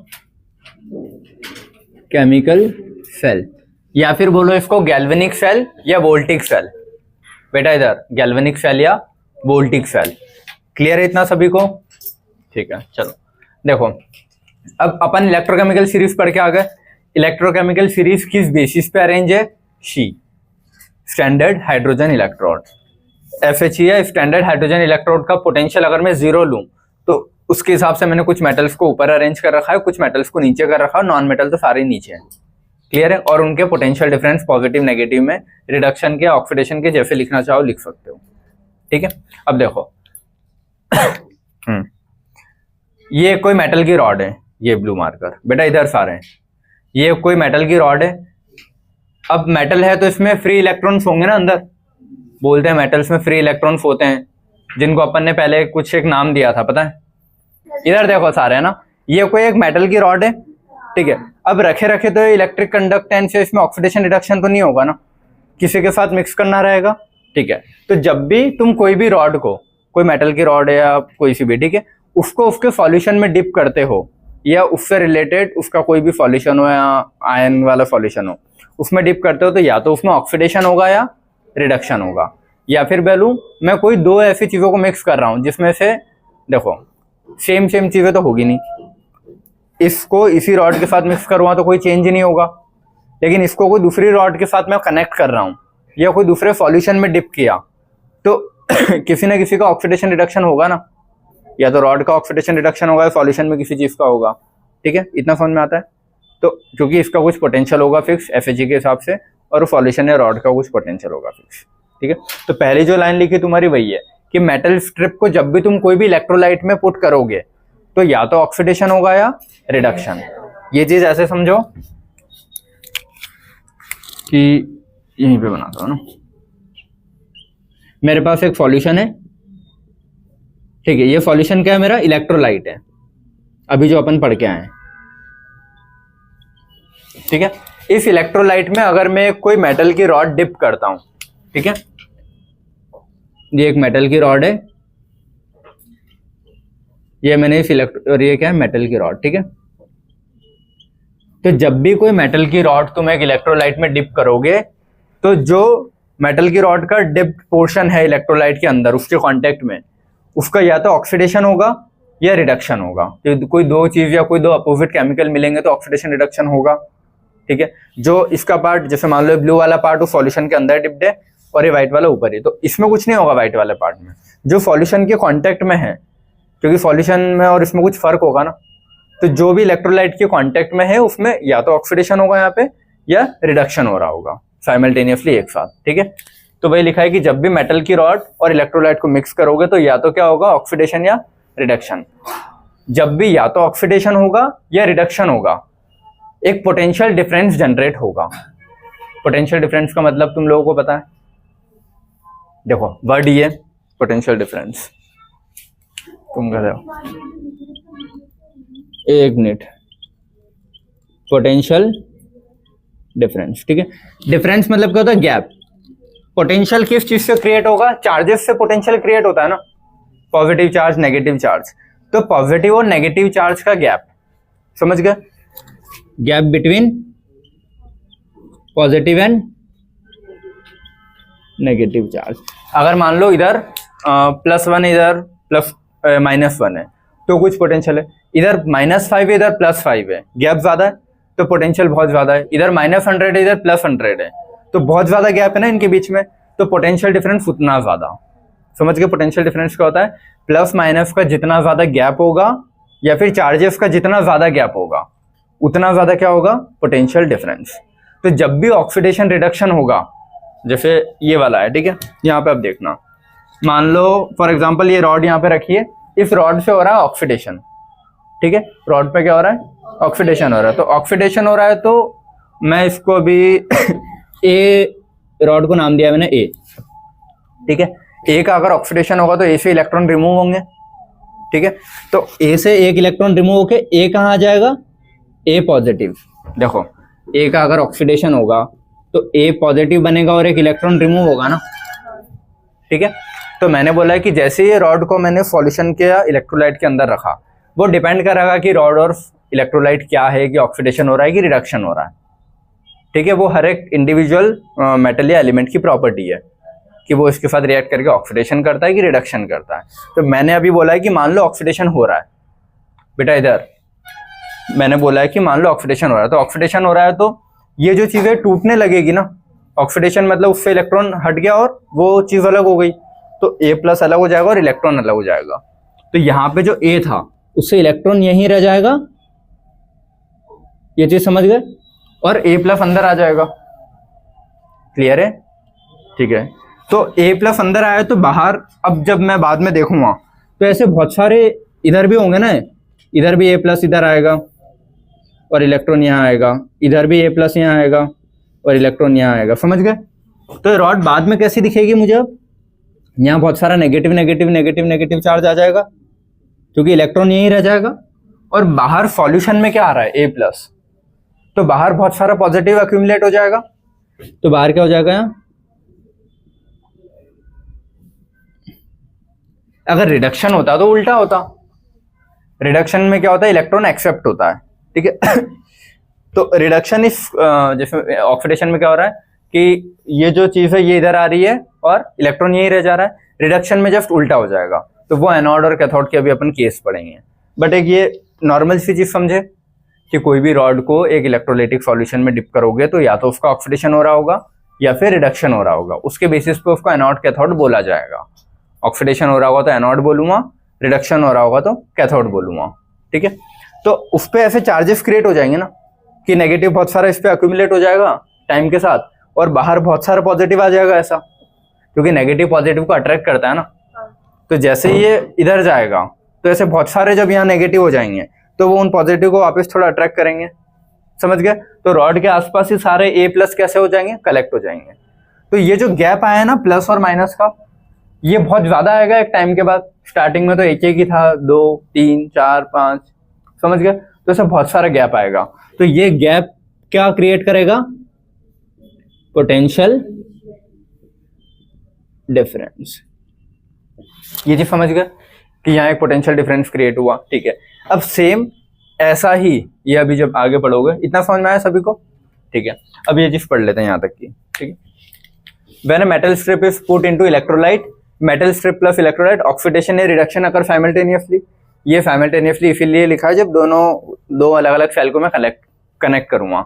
लेकिन अगर एक की ही बात कर रहा हूं तो या तो उसमें ऑक्सीडेशन होगा एक टाइम पे या फिर रिडक्शन होगा। मान लो इधर एक बीकर ऐसा लिया मैंने जिसमें ऑक्सीडेशन हो रहा है और उधर एक और लिया है जिसमें रिडक्शन हो रहा है। इधर ऑक्सीडेशन वाला है, इधर रिडक्शन वाला है, और इन दोनों को जब मैं कनेक्ट कर दूंगा तो फिर मैं बोलूंगा कि हाँ ऑक्सीडेशन रिडक्शन साइमल्टेनियसली वाला पार्ट। क्लियर है, ठीक है बेटा। इधर ऊपर due to this potential difference, समझ में गए क्या बोल रहा हूं मैं। Due to this potential difference, due to this क्या लिखा है, potential difference is produce between metallic phase and liquid phase. Liquid phase है प्लस वाला, तो लिक्विड फेज और ये मेटल की जो रॉड है इनके बीच में पोटेंशियल डिफरेंस क्रिएट हुआ है, समझ गए। लिक्विड फेज और मेटल फेज के बीच में क्या क्रिएट होगा, पोटेंशियल डिफरेंस। क्लियर है सभी को, ठीक, इतना है। अब on joining the metallic strip through a wire, ये क्या बोल रहा है कि जब मैं ऐसे अगर मैं इस मेटेलिक स्ट्रिप को एक वायर से कनेक्ट करूं, जैसे कि ये वायर, ठीक है, तो वायर में इलेक्ट्रॉन मतलब बढ़ने लगेंगे ना आगे फिर, ठीक है। तो on joining the metallic strip through a wire of negligible resistance, resistance word का मतलब जो रुकावट पैदा करे, सिंपल सी चीज है। तो कोई भी वायर अपन कैसा लेना चाहते हैं जिसमें कम से कम रेजिस्टेंस हो।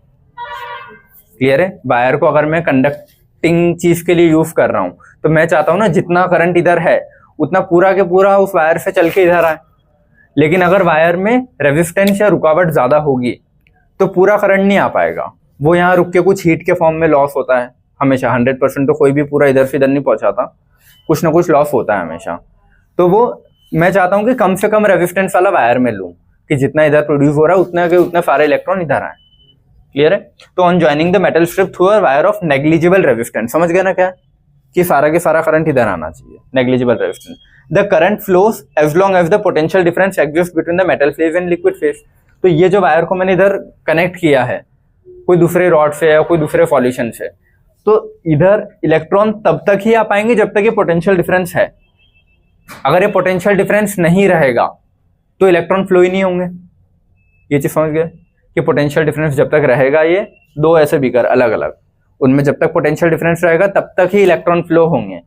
अगर ये पोटेंशियल डिफरेंस नहीं है तो इलेक्ट्रॉन फ्लो नहीं होंगे। क्लियर है इतना, ठीक है, ये चीज लिखी है। अब चलो अब एक बेसिक इधर सुनो। ये वो कौन सा हो गया अपना, अपन ने कोई सा एग्जांपल लिया और किसका लिया था, ऑक्सीडेशन का लिया। और अपन एक चीज यूनिवर्सल अब याद कर लो, क्या, एनोड पे ऑक्सीडेशन होगा, कैथोड पे रिडक्शन होगा। तो जहां भी ऑक्सीडेशन हो रहा है उस रॉड को क्या बोलूंगा मैं, एनोड। जहां रिडक्शन हो रहा है उस रॉड को क्या बोलूंगा मैं, कैथोड। समझ गए। तो यहाँ ऑक्सीडेशन हो रहा था ना, तो इस रॉड को क्या बोलूंगा मैं, एनोड, ठीक है। और अपन अभी जस्ट पढ़ के आए, यहाँ पे इलेक्ट्रोकेमिकल सेल में एनोड कैसा होता है, नेगेटिव। एनायन नेगेटिव तो एनोड नेगेटिव, कैटायन पॉजिटिव तो कैथोड नेगेटिव। ये किसके लिए था, इलेक्ट्रोकेमिकल सेल के लिए। जस्ट अपोजिट चार्ज होते हैं इलेक्ट्रोलिटिक में, वो अभी नहीं पढ़ रहे हैं, अभी इलेक्ट्रोकेमिकल पढ़ रहे हैं। तो एनायन नेगेटिव तो एनोड भी कैसा है यहाँ पे, नेगेटिव। तो देखो ना एनोड नेगेटिव रहेगा इसका, जिस पे ऑक्सीडेशन हो रहा है उस पर क्या चार्ज आएगा, नेगेटिव। क्लियर है कैसे आया था वो चार्ज? तो अब तुमको धीरे धीरे चीजें कनेक्ट होगी, ठीक है। तो इस रॉड को अब मैं क्या बोलूं, ऑक्सीडेशन हो रहा है तो एनोड, ठीक है। और उस साइड एक और बीकर बनाऊंगा, उसमें ऐसे रॉड डाल रहा हूं या ऐसे सॉल्यूशन रख रहा हूं जहां पे रिडक्शन हो रहा है, तो वहां पे अपोजिट पोटेंशियल डिफरेंस क्रिएट होगा, अंदर प्लस बाहर माइनस, ठीक है। तो अब जब मैं इन दोनों को रॉड से कनेक्ट करूंगा तो फ्लो ऑफ इलेक्ट्रॉन्स होगा, या फिर इसको देखो थोड़ा और ऐसे समझते हैं। चलो पहले एनोड वाला पोर्शन पढ़ ले, ठीक है। देखो मैं पहले थ्योरी लिखूं कि पहले समझा दूं? पहले समझा देता हूं, फिर उसके नीचे उसकी थ्योरी लिख लेंगे, क्लियर है, ठीक है। चलो देखो एनोड वाला पोर्शन ले रहे हैं, ठीक है। इसमें क्या किया अपन ने, एक ऐसी रॉड ली, ठीक है, जिसका पोटेंशियल अपन ने वो मतलब शी से जब नापेंगे तो मुझे पता है कि ऊपर ही आ रहा है, ठीक है। तो इसके कुछ एग्जांपल है, चलो थ्योरी में अपन लिखेंगे, बट अभी मान लो ये वही एक सॉल्यूशन लिया, ठीक है।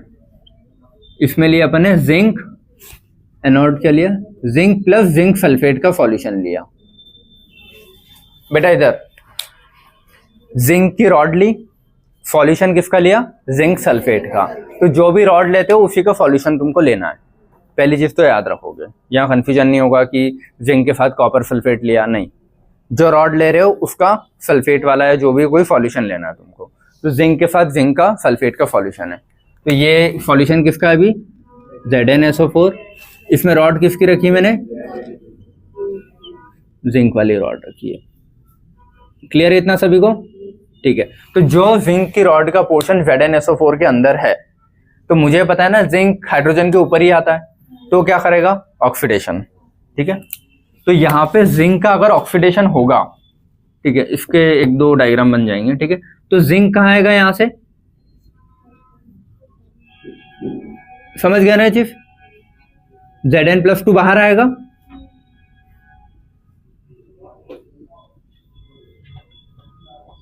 और यहां पे क्या इकट्ठे होने लग जाएंगे इलेक्ट्रॉन, दो इलेक्ट्रॉन, समझ गया ना।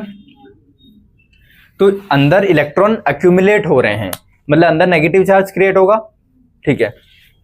अब इसको सेम चीजें में बार बार रिपीट होगी ना, बनाना पड़ेगा। अब देखो ये रही रॉड अपनी, अब इसमें क्या हो गया, अभी अंदर नेगेटिव चार्ज क्रिएट हो रहा है, वहां पे नहीं, मतलब पानी के अंदर वाले पोर्शन पे होगा, ठीक है। इतना समझ गए सभी। अब अंदर कौन से आयन घूम रहे हैं, Zn+2 के घूम रहे हैं ना। तो जब यहाँ पे नेगेटिव चार्ज होगा तो वो Zn+2 को क्या करेंगे, अट्रैक्ट करेंगे, समझ गए, ठीक है। अब Zn+2 कहाँ आएगा, मतलब इधर अट्रैक्ट होने लग जाएगा, ये चीज समझ गए सभी। तो Zn+2 यहाँ पे अट्रैक्ट होगा तो फिर यहाँ क्या आ जाएगा, प्लस चार्ज आ जाएगा सब पे साइड में। अब देखो एक टाइम आएगा ना कि उसके बाद Zn+2 साइड बाहर नहीं आ पाएगा। देखो स्टार्टिंग में बाहर कुछ नहीं था, या तो Zn+2 आराम से आ पा रहे थे, लेकिन एक टाइम आएगा कि अंदर बहुत सारा नेगेटिव हो गया, ठीक है, बाहर बहुत सारे जिंक के पॉजिटिव आयन कलेक्ट हो गए। तो बहुत सारे जब जिंक के पॉजिटिव आयन कलेक्ट हो गए तो ये पॉजिटिव इस नेगेटिव से अट्रैक्ट होंगे, तो ये इधर आएंगे, ना कि इधर से और जिंक को इधर आने देंगे, समझ गए। यहाँ नेगेटिव है, इधर बहुत सारे पॉजिटिव है, तो ये पॉजिटिव इस नेगेटिव से अट्रैक्ट होंगे, तो क्या इधर का और पॉजिटिव इधर आएगा क्या बाहर, नहीं ना, ये खुद नेगेटिव है, तो ये अब अपने अंदर से कोई भी पॉजिटिव को बाहर जाने ही नहीं देगा।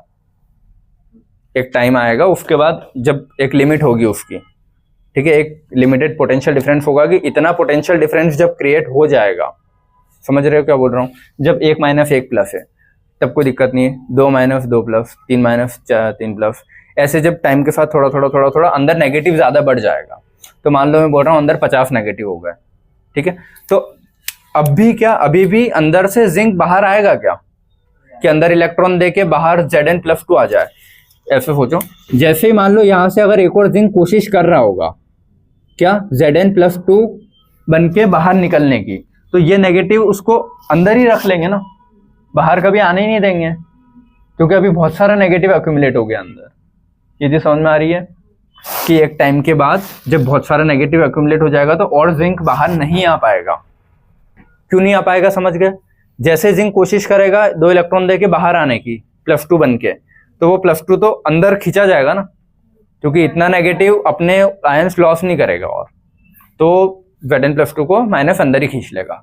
तो एक वो जो टाइम होगा ना इक्विलिब्रियम वाला, कि जब अंदर फिक्स हो जाएगा नेगेटिव और बाहर, मतलब अंदर नेगेटिव फिक्स और बाहर के पॉजिटिव इसके आसपास फिक्स हो जाएंगे, उस पॉइंट पे जो पोटेंशियल डिफरेंस है वही उस इलेक्ट्रोड का पोटेंशियल है।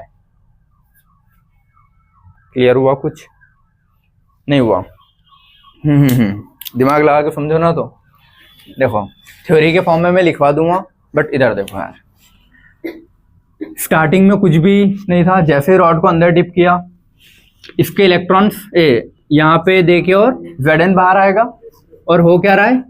ऑक्सीडेशन। वो अब ऑक्सीडेशन ही क्यों हो रहा है, रिडक्शन क्यों नहीं हो रहा है? वो उस मेटल की प्रॉपर्टी है, समझ गए ना? मतलब हर एक मेटल की अपनी अपनी प्रॉपर्टी है कि वो इसके साथ ऑक्सीडेशन करेगा कि रिडक्शन करेगा। क्लियर है?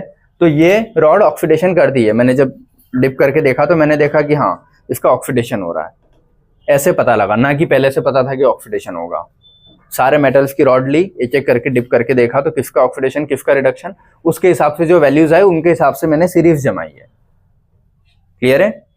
तो जब जिंक की रॉड को ऐसे डिप किया इसमें, तो क्या दिखने लगा? ऑक्सीडेशन हो रहा है। तो ऑक्सीडेशन हो रहा है तो मैं इसको एनोड ही मानूं अब, क्योंकि एनोड पे ऑक्सीडेशन होता है।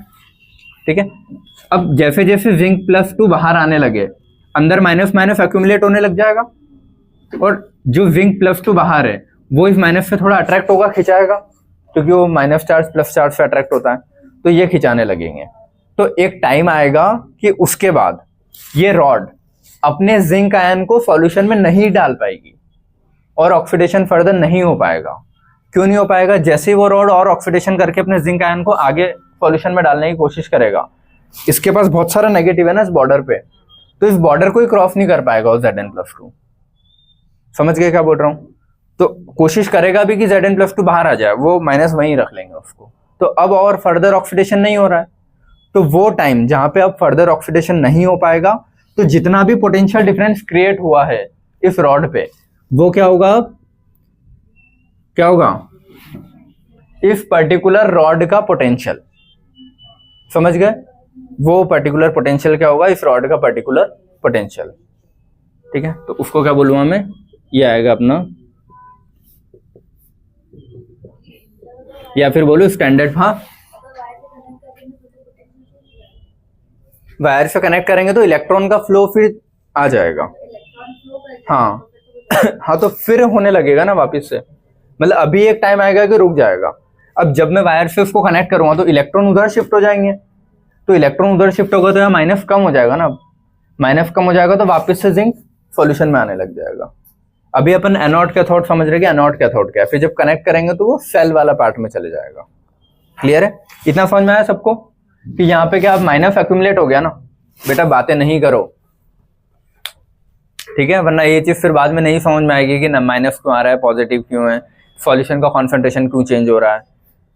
ठीक है, इधर देखो, तो ये क्या होगा? इस रॉड का पोटेंशियल या जो भी एलिमेंट का पोटेंशियल, जो भी तुम नाम दे लो, ठीक है, एलिमेंट या रॉड का पर्टिकुलर पोटेंशियल। तो जो उसमें लिखे हुए हैं ना वो चलो ऐसे उसके हिसाब से कनेक्टेड है, बट ये इतना क्लियर है सभी को? ठीक है, अब इसकी थ्योरी में यहाँ पे लिखूंगा। ठीक है, सेम ऐसे ही होगा तुम्हारा, ये एनोड का था तो कैथोड का, जहां पे रिडक्शन हो रहा होगा। ठीक है, तो पहले इसकी थ्योरी लिख दूं कि पहले वो साथ में समझा देते हैं, साथ में समझ लेते हैं, फिर एक साथ थ्योरी लिख के और क्लियर कर लेंगे। चलो एनोड कंप्लीट कर लो, वरना फिर मैं यहाँ पे लिखूंगा फिर जगह बहुत ज्यादा हौच पौच हो जाएगा। क्लियर है? तो एनोड, अब एनोड की थ्योरी लिख लो जो मैंने बोला है बस, और ये जो समझ ली ना अपन ने क्या होता है अच्छे से, किसी को डाउट तो नहीं इसमें क्या है? ठीक है, अब जो चीजें लिखी है ना, जो समझाया था वही मैंने थ्योरी के फॉर्म में पूरा लिख दिया है, ताकि जब तुम बाद में रिवाइज करो तो तुमको ये ना लगे कि क्या बोला था सब भूल गए, ये पढ़ोगे तो सब याद आ जाएगा क्या बोला था। ठीक है, चलो ये पढ़े, इतना क्लियर है यहाँ तक? ठीक है, चलो कहाँ से लिखा अपन ने? एनोड वाला पोर्शन है ना, ठीक है, ये यहाँ से लिखा, ये पहला पॉइंट है तुम्हारा।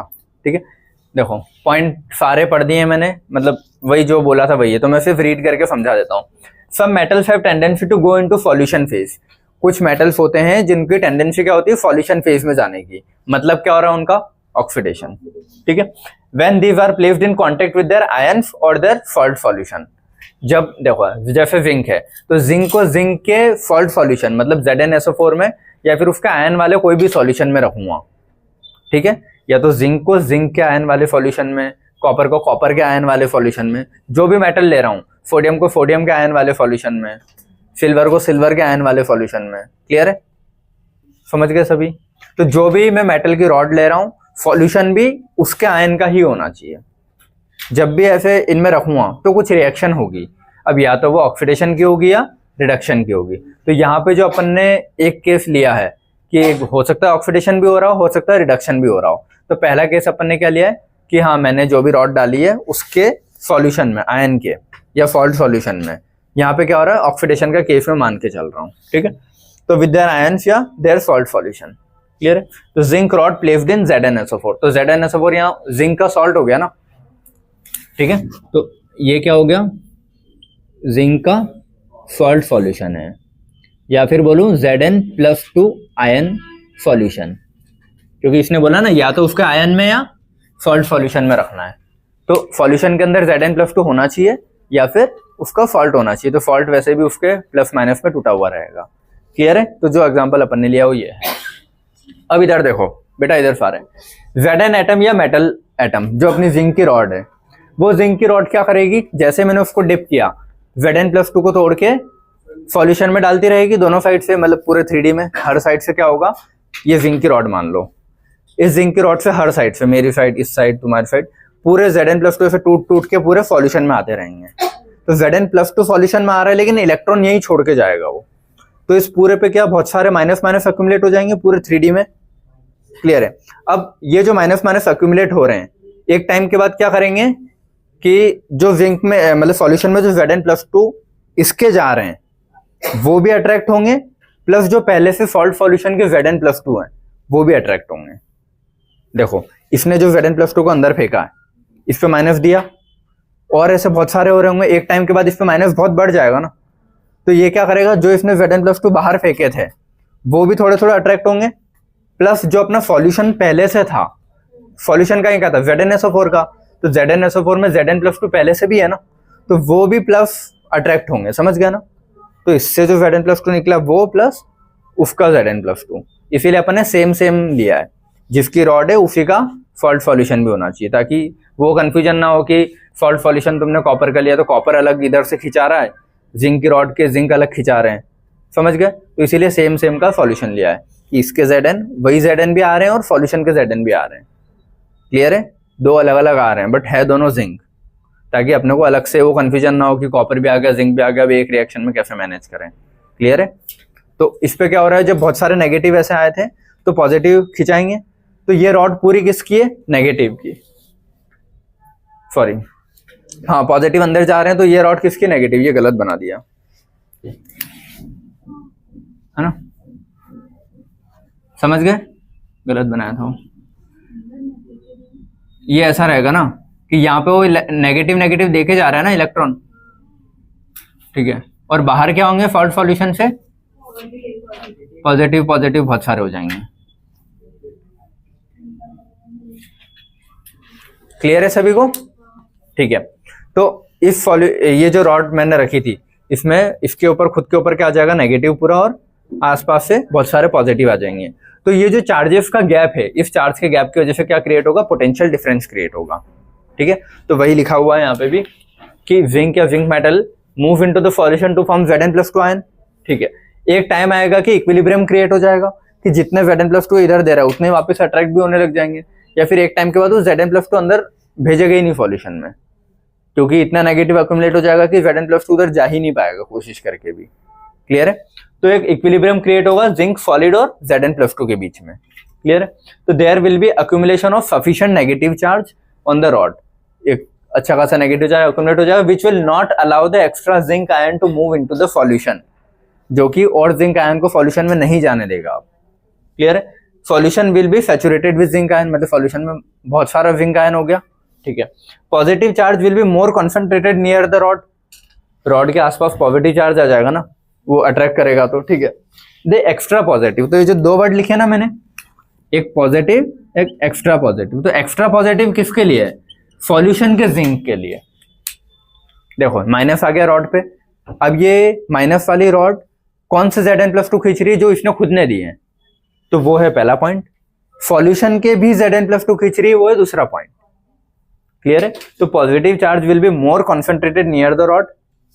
The extra positive charge of the solution का मतलब ZnSO4 का will be more concentrated around the negative charge, मतलब अराउंड द रॉड या ऑन द रॉड। क्लियर है? मतलब वो नेगेटिव के आसपास खुद के Znb और सॉल्यूशन के Znb इकट्ठे हो जाएंगे। तो कैसा दिखेगा वो? ऐसा। ठीक है। An electrical double layer is developed, इधर भी और उधर भी। ठीक है। On the system hence the potential difference is created between the rod and solution. और सॉल्यूशन के बीच में और रॉड के बीच में पोटेंशियल डिफरेंस क्रिएट हुआ ना। रॉड पे नेगेटिव चार्ज है, सॉल्यूशन में पॉजिटिव है, तो रॉड या और सॉल्यूशन के बीच में, या बोलूं मेटल फेज और लिक्विड फेज के बीच में क्या क्रिएट हुआ? Potential difference. समझ गए? तो जो पोटेंशियल डिफरेंस क्रिएट हुआ उसी को बोल रहे हैं इलेक्ट्रोड पोटेंशियल। क्योंकि ये जो रॉड डाली है, अब या तो बोलूं रॉड का पोटेंशियल, या उसको एक अच्छा नाम देता है वो इलेक्ट्रोड बोलता है। ये जो रॉड डाली इसको क्या बोलते हैं? इलेक्ट्रोड। तो इलेक्ट्रोड पोटेंशियल, या एलिमेंट का पोटेंशियल या रॉड का पोटेंशियल। ठीक है। तो इसको क्या बोला है? इलेक्ट्रोड पोटेंशियल डिनोट कहां से करते हैं? ई से। लेकिन जब ये इलेक्ट्रोड पोटेंशियल वो फिक्स कंडीशन पे मेजर करे, फिक्स कंडीशन क्या होनी चाहिए कि सॉल्यूशन का कॉन्सेंट्रेशन 1 मोलर होना चाहिए, एटमॉस्फेरिक प्रेशर 1 atm होना चाहिए, और टेम्परेचर होना चाहिए 25 डिग्री सेंटीग्रेड या 298 केल्विन। अगर इन 3 कंडीशन को ही फिक्स करते हुए वो ये चीज मेजर कर रहा है तो उसको बोलते हैं स्टैंडर्ड इलेक्ट्रोड पोटेंशियल। समझ गए? कोई डाउट? ये 2 वर्ड्स बेटा बहुत ध्यान रखना है ना, क्योंकि जब नर्नस्ट इक्वेशन आएगी उसमें दोनों चीजें यूज होती है, स्टैंडर्ड भी होता है, नॉर्मल भी होता है, तो कंफ्यूजन होगा। कोई भी कॉन्सेंट्रेशन, कोई भी प्रेशर, कोई भी टेम्परेचर पे मैं नाप सकूं पोटेंशियल, उसको क्या बोलते हैं? Electrode potential. लेकिन 1 मोलर कॉन्सेंट्रेशन फिक्स कर दिया कि सॉल्यूशन का कॉन्सेंट्रेशन 1 मोलर ही होना चाहिए, उससे कम ज्यादा नहीं होना चाहिए। प्रेशर एटमॉस्फेरिक 1 atm होना चाहिए, टेम्परेचर होना चाहिए 298 केल्विन या 25 डिग्री सेंटीग्रेड। अगर ये 3 कंडीशन दे दी है तो उसी इलेक्ट्रोड पोटेंशियल को क्या बोलते हो तुम? Standard electrode potential. स्टैंडर्ड के लिए ये 0 लगाते हैं ऊपर। ठीक है। E0 लिखा है मतलब समझ जाना स्टैंडर्ड है, और नॉर्मल ही लिखा है मतलब समझ जाना बिना वाला इलेक्ट्रोड पोटेंशियल है। तो ये 2 वर्ड्स में कंफ्यूजन नहीं होना चाहिए ना, इलेक्ट्रोड पोटेंशियल और standard electrode potential. Standard electrode potential की कंडीशन क्या है? ये 1 मोलर कॉन्सेंट्रेशन, 1 atm प्रेशर और 298 केल्विन टेम्परेचर, मतलब 25 डिग्री सेंटीग्रेड। क्लियर है? ये आएगी तो E0 बोलूंगा, नॉर्मल आएगा तो E बोलूंगा। क्वेश्चन आएगा तो तुमको ढंग से समझ में आएगा। क्लियर है? कोई डाउट इसमें किसी को? तो ये 2 वर्ड्स क्लियर है ना, इलेक्ट्रोड पोटेंशियल और स्टैंडर्ड इलेक्ट्रोड पोटेंशियल। अब देखो यहाँ पे क्या हो रहा है? ऑक्सीडेशन हो रहा है कि रिडक्शन? ऑक्सीडेशन हो रहा है। तो इसको क्या बोलूँ मैं? Standard oxidation potential. रॉड या इलेक्ट्रोड पे क्या हो रहा है? ऑक्सीडेशन हो रहा है, तो स्टैंडर्ड ऑक्सीडेशन पोटेंशियल या फिर नॉर्मल ऑक्सीडेशन पोटेंशियल इस केस के लिए। और अगर रिडक्शन होता तो रिडक्शन पोटेंशियल या स्टैंडर्ड रिडक्शन पोटेंशियल बोलता। तो जब भी एनोड की बात करूंगा तो एनोड पे इस रॉड पे जो पोटेंशियल डिफरेंस ये क्रिएट हो रहा है एनोड के लिए, ये जो पोटेंशियल डिफरेंस क्रिएट हो रहा है इसको क्या बोलूंगा मैं? ऑक्सीडेशन हो रहा है ना, तो ऑक्सीडेशन पोटेंशियल। और अगर वो एक फिक्स कंडीशन पे, मैंने बताया कि अगर वो कंडीशन होती तो क्या बोलता? स्टैंडर्ड ऑक्सीडेशन, एसओपी जिसको लिखते हैं अपन, स्टैंडर्ड ऑक्सीडेशन पोटेंशियल। और रिडक्शन होता तो स्टैंडर्ड एसआरपी लिखते हैं। समझ में आया? एसआरपी एसओपी होते क्या है? क्लियर है? तो ये अभी कुछ नहीं यहाँ दे दिया, लेकिन अभी इस केस में ये इलेक्ट्रोड कैसी है अपनी? ऑक्सीडेशन, जैसे एनोड हो गया ना, तो this electrode is called anode. क्यों? क्योंकि ऑक्सीडेशन हो रहा था। तो यहाँ पे ऑक्सीडेशन हो रहा है ये मुझे पता है। तो ऑक्सीडेशन के केसेस में क्या क्या चीजें फिक्स हो गई? अब देखो, anode, on anode oxidation will take place, release of electron. ठीक है। To act as a source of electron, याद रखना। अब ये एनोड कैसी बन गई है? कहीं से भी कनेक्ट करूँ तो किसी को भी इलेक्ट्रॉन दे सकती है ना, क्योंकि इस रॉड में बहुत सारे इलेक्ट्रॉन भरे हुए हैं। अभी इससे वायर कनेक्ट करके मैं कहीं भी कनेक्ट करूंगा, ये इलेक्ट्रॉन सीधा उधर जंप कर जाएंगे जहां भी ये वायर कनेक्ट हो रहा होगा। तो सोर्स ऑफ इलेक्ट्रॉन है ना, कि इलेक्ट्रॉन का सोर्स है एक कोई भी कंडीशन के लिए। क्योंकि यहाँ बहुत सारा नेगेटिव अक्यूमुलेट हो गया है। क्लियर है? तो सोर्स ऑफ इलेक्ट्रॉन है और ये नेगेटिव पोलैरिटी का है। रॉड क्या है अपनी? नेगेटिव पोलैरिटी की है ना। तो नेगेटिव पोलैरिटी का कौन होता है? एनोड। और अपन ने याद किया है एनायन नेगेटिव, तो anode negative for electrochemical cell. Electrochemical cell पढ़ रहे हैं तो इलेक्ट्रोकेमिकल में एनायन जैसे ही एनोड है, कैटायन जैसे ही कैथोड है। वो इलेक्ट्रोलिटिक में अपोजिट होता है, इसीलिए तो अब याद रखना, ठीक है। यहाँ पे एनोड कैसा हो जाएगा? नेगेटिव है। दिख भी तो रहा है अपने को इससे कि रॉड कैसी है? नेगेटिव है ना। वो जो पॉजिटिव अक्यूमुलेटेड है वो तो सॉल्यूशन में है ना। रॉड को मैं बाहर खींच दूंगा तो पॉजिटिव वहीं रह जाएगा, मेरे पास तो सिर्फ रॉड में क्या आएगा? नेगेटिव। समझ गए? तो ये मत सोचना कि ये प्लस भी तो रॉड के साथ जुड़ा है, रॉड के अंदर नेगेटिव ही है। अगर इससे तार निकालूंगा तो नेगेटिव जाएगा बाहर, ना कि पॉजिटिव। क्लियर है? ठीक है। अच्छा, इससे जो तार निकाल के कनेक्ट करूंगा तो सिर्फ इलेक्ट्रॉन मूव हो रहे हैं ना। तो जो अपन ने चीज पढ़ी थी अभी कि इलेक्ट्रॉन मूव होंगे, कॉन्सेंट्रेशन चेंज नहीं होगा, मतलब आयंस तो वहीं रह जाएंगे।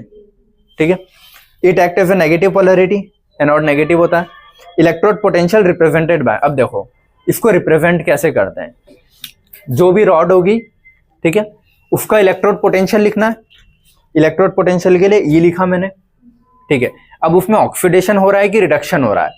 यहाँ पे ऑक्सीडेशन हो रहा है ना, तो ऑक्सीडेशन की रिएक्शन को मैं ऐसे ऑब्लिक करके लिखूंगा कि पहले जिंक की रॉड थी सॉलिड स्टेट में, अब वो काई में टूट रही है Zn+2 में और सॉल्यूशन में जा रही है तो एक्वस। तो ये रिएक्शन ऐसी हो रही ना, Zn जो रॉड थी सॉलिड की कन्वर्ट काई में हो रही है Zn+2 में, एक्वस में जा रहा है। ठीक है, तो इसको बोलते हैं हाफ सेल रिएक्शन। ये आधी है। जब कैथोड की भी लिखूंगा और फिर दोनों को कनेक्ट करूंगा तो दोनों को जोड़ के फिर फुल सेल रिप्रेजेंटेशन में लिखूंगा, कंप्लीट सेल वाला। ये हाफ सेल रिप्रेजेंटेशन है कि इस आधी सेल को मैं कैसे लिख सकता हूं? ऐसे। और इसको ई के बेस पे कैसे लिखूंगा? ऐसे कि रिएक्टेंट वाला पार्ट इधर, प्रोडक्ट वाला इधर। तो एक चीज फिक्स है इसमें, ये इधर कौन सा होगा? रिएक्टेंट वाला पार्ट ही लिखते हैं पहले, है ना। और इधर कौन सा लिखते हैं? प्रोडक्ट वाला पार्ट ही लिखते हैं और बीच में ऑब्लिक साइन मारते हैं। अगर यहाँ पे ऑक्सीडेशन हो रहा है तो नॉर्मल वाला, फिर ऑक्सीडेंट वाला प्रोडक्ट दिख रहा है ना। और रिडक्शन वाले में उल्टा हो जाएगा, प्लस वाला आयन इधर आएगा और नॉर्मल वाला उधर आएगा क्योंकि रिडक्शन हो रहा है। तो रिएक्टेंट इधर, प्रोडक्ट उधर, तो रिएक्टेंट प्रोडक्ट चेंज नहीं होगा। समझ में आ रहा है? ठीक है, रिएक्टेंट प्रोडक्ट चेंज नहीं होगा, लेकिन ये आयंस चेंज हो सकते हैं। इधर नॉर्मल, उधर प्लस, उधर प्लस, उधर नॉर्मल हो सकता है। वो किस पे डिपेंड करेगा कि ऑक्सीडेशन हो रहा है कि रिडक्शन।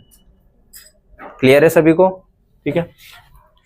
या फिर एक लिखना है तो तुम लोग ये लिख लो कहीं, उसके नीचे लिख लेना। यहाँ मेरे पास जगह नहीं इसीलिए मैं यहाँ लिख रहा हूँ। यहाँ पे लिखोगे, यहाँ के लिखोगे रिएक्टेंट ऑब्लिक प्रोडक्ट। ये क्या है मेरा? रिडक्शन पोटेंशियल है, मतलब सॉरी रिडक्शन क्या, कोई भी इलेक्ट्रोड का पोटेंशियल है। अब रिडक्शन का होगा तो रिडक्शन की रिएक्शन लिखूंगा, ऑक्सीडेशन का होगा तो ऑक्सीडेशन की लिखूंगा। क्लियर है? और अगर ये स्टैंडर्ड लिखना होता तो ई नॉट कर देता मैं, ई नॉट रिएक्टेंट प्रोडक्ट। समझ गए? क्लियर है? किसी सब कोई दिक्कत तो नहीं किसी को इसमें? ठीक है। अब ये जैसे एनोड का समझा वैसे ही कैथोड का समझ के कैथोड का पोर्शन लिख लेते हैं। ठीक है, इतना तो पढ़े आज, एनोड कैथोड, वरना एक दिन में एनोड एक दिन कैथोड, ऐसे थोड़ी चलेगा। ठीक है। एनोड पे ऑक्सीडेशन होता है, भूलोगे तो नहीं। अब कैथोड वाला देख ले। ठीक है, अगली हेडिंग क्या डालते हैं आप? सेकंड वाला कैथोड वाला पोर्शन। ठीक है, इसका डायग्राम बनाया। देखो इसमें क्या होगा भाई? सेम सॉल्यूशन उसी आयन का लोगे जो मेटल रॉड ले रहे हो, या फिर उसका सॉल्ट सॉल्यूशन। बातें नहीं, ठीक है बेटा, बाद में लिख लेना, बातें मत करो। ठीक है, देखो इसमें एक रॉड डिप की है मैंने, ठीक है। और ये वाला एग्जांपल जो मैं ले रहा हूं वो मैं कॉपर का ले रहा हूं अब। ठीक है, देखो पहले से नहीं पता मेरे को कि क्या हो रहा है, समझो। पहले से मुझे नहीं पता कि उसका क्या होगा कॉपर का, बस मुझे इतना पता है, बेसिक थ्योरी में को इतना पता है कि जो भी रॉड मुझे डिप करना है वो किस में डिप करना है? उसी रॉड के या तो आयन वाला कोई भी सॉल्यूशन हो या फिर उसका सॉल्ट सॉल्यूशन हो। तो पहले मैंने जिंक का एक एग्जांपल लिया, अब मैं सोडियम का लूंगा तो भी सेम प्रोसीजर आएगा, मैं लिथियम का लूंगा तो सेम चीजें आएगी। इसीलिए मैं पहले से ही मुझे पता है कि ऐसा एलिमेंट लूं जिसमें कुछ अलग आ रहा है, ठीक है। अच्छा, और इसके पहले वाले में एक चीज ये लिख लेना, उसमें एक डायग्राम की जो रॉड है वो थिन होगी, रॉड थिन होगी उसमें, है ना, बना लेना एक बात, मतलब ऐसा एक डायग्राम बना लेना कि पहले रॉड ऐसी थी, बाद में रॉड ऊपर की वाली तो ऐसी रहेगी, नीचे वाला पोर्शन उसका ऐसा हो जाएगा पतला। क्लियर है? क्योंकि नीचे वाले से आयन वो सेग्रीगेट हो रहे हैं ना। क्लियर है? जो पानी के अंदर है उससे। तो और लिख लेना कि rod gets thinner, rod gets thinner, ये लिख लेना पहले वाले में ना। ये भी क्वेश्चन आ जाता है कि किसमें क्या हो रहा है, तो इतना पता होना चाहिए तुमको। चलो अब ये वाला समझे, ठीक है। इसमें मैंने रॉड कौन सी ली बेटा? एग्जांपल कॉपर की, copper rod dipped in copper sulphate का सॉल्यूशन। तो कॉपर सल्फेट का सॉल्यूशन या कॉपर का सॉल्ट सॉल्यूशन हो गया ना। देखो कॉपर रॉड मुझे किस में डिप करना है? ऐसी चीज में डिप करना है जिसमें पहले से कॉपर आयन है। क्लियर है? तो कॉपर सल्फेट का सॉल्यूशन लूंगा तभी तो कॉपर आयन मिलेंगे उसमें। तो copper rod dipped in copper sulphate solution. समझ में आया इतना? सॉल्यूशन काहे का है? CuSO4। रॉड काहे की है? कॉपर की रॉड है, ठीक है। तो जब भी मैं कॉपर की रॉड को कॉपर के सॉल्यूशन में डिप करूंगा तो या तो ऑक्सीडेशन होगा या रिडक्शन। तो मुझे रटा हुआ नहीं कि ऑक्सीडेशन होगा या रिडक्शन, मैं डिप करके देखूंगा कि हो क्या रहा है, ठीक है। तो मुझे पता है कि अब यहाँ पे क्या हो रहा है, पहले से पता है, जो एक्सपेरिमेंट मैंने किया होगा, फिर मुझे पता है कि ऐसा हो रहा है, तो बुक में लिख दिया है कि इसका ऐसा हो रहा है। क्लियर है? तो जैसे जब मैं रियल में अगर यहाँ ऐसा कुछ लाता फिर करता तो देखता कि हाँ यहाँ पे क्या हो रहा है, रिडक्शन हो रहा है, यहाँ ऑक्सीडेशन नहीं हो रहा, तो फिर मुझे पता लग गया कि अब रिडक्शन होगा। क्लियर है? देखो अब रिडक्शन में होता क्या है, ऑक्सीडेशन में तो आयन टूट के इधर आएंगे, रिडक्शन में क्या होता है,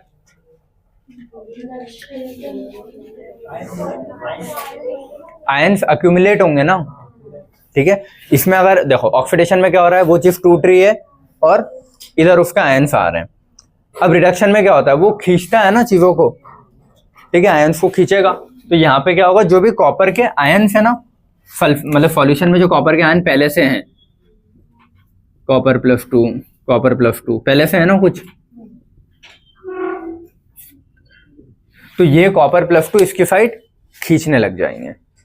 ऑक्सीडेशन हो रहा था, रॉड के आयन इधर आ रहे थे, ठीक है, यहीं पे इलेक्ट्रॉन छोड़ के इधर आ रहे थे, तो रिमूवल ऑफ इलेक्ट्रॉन क्या हुआ, ऑक्सीडेशन, ठीक है।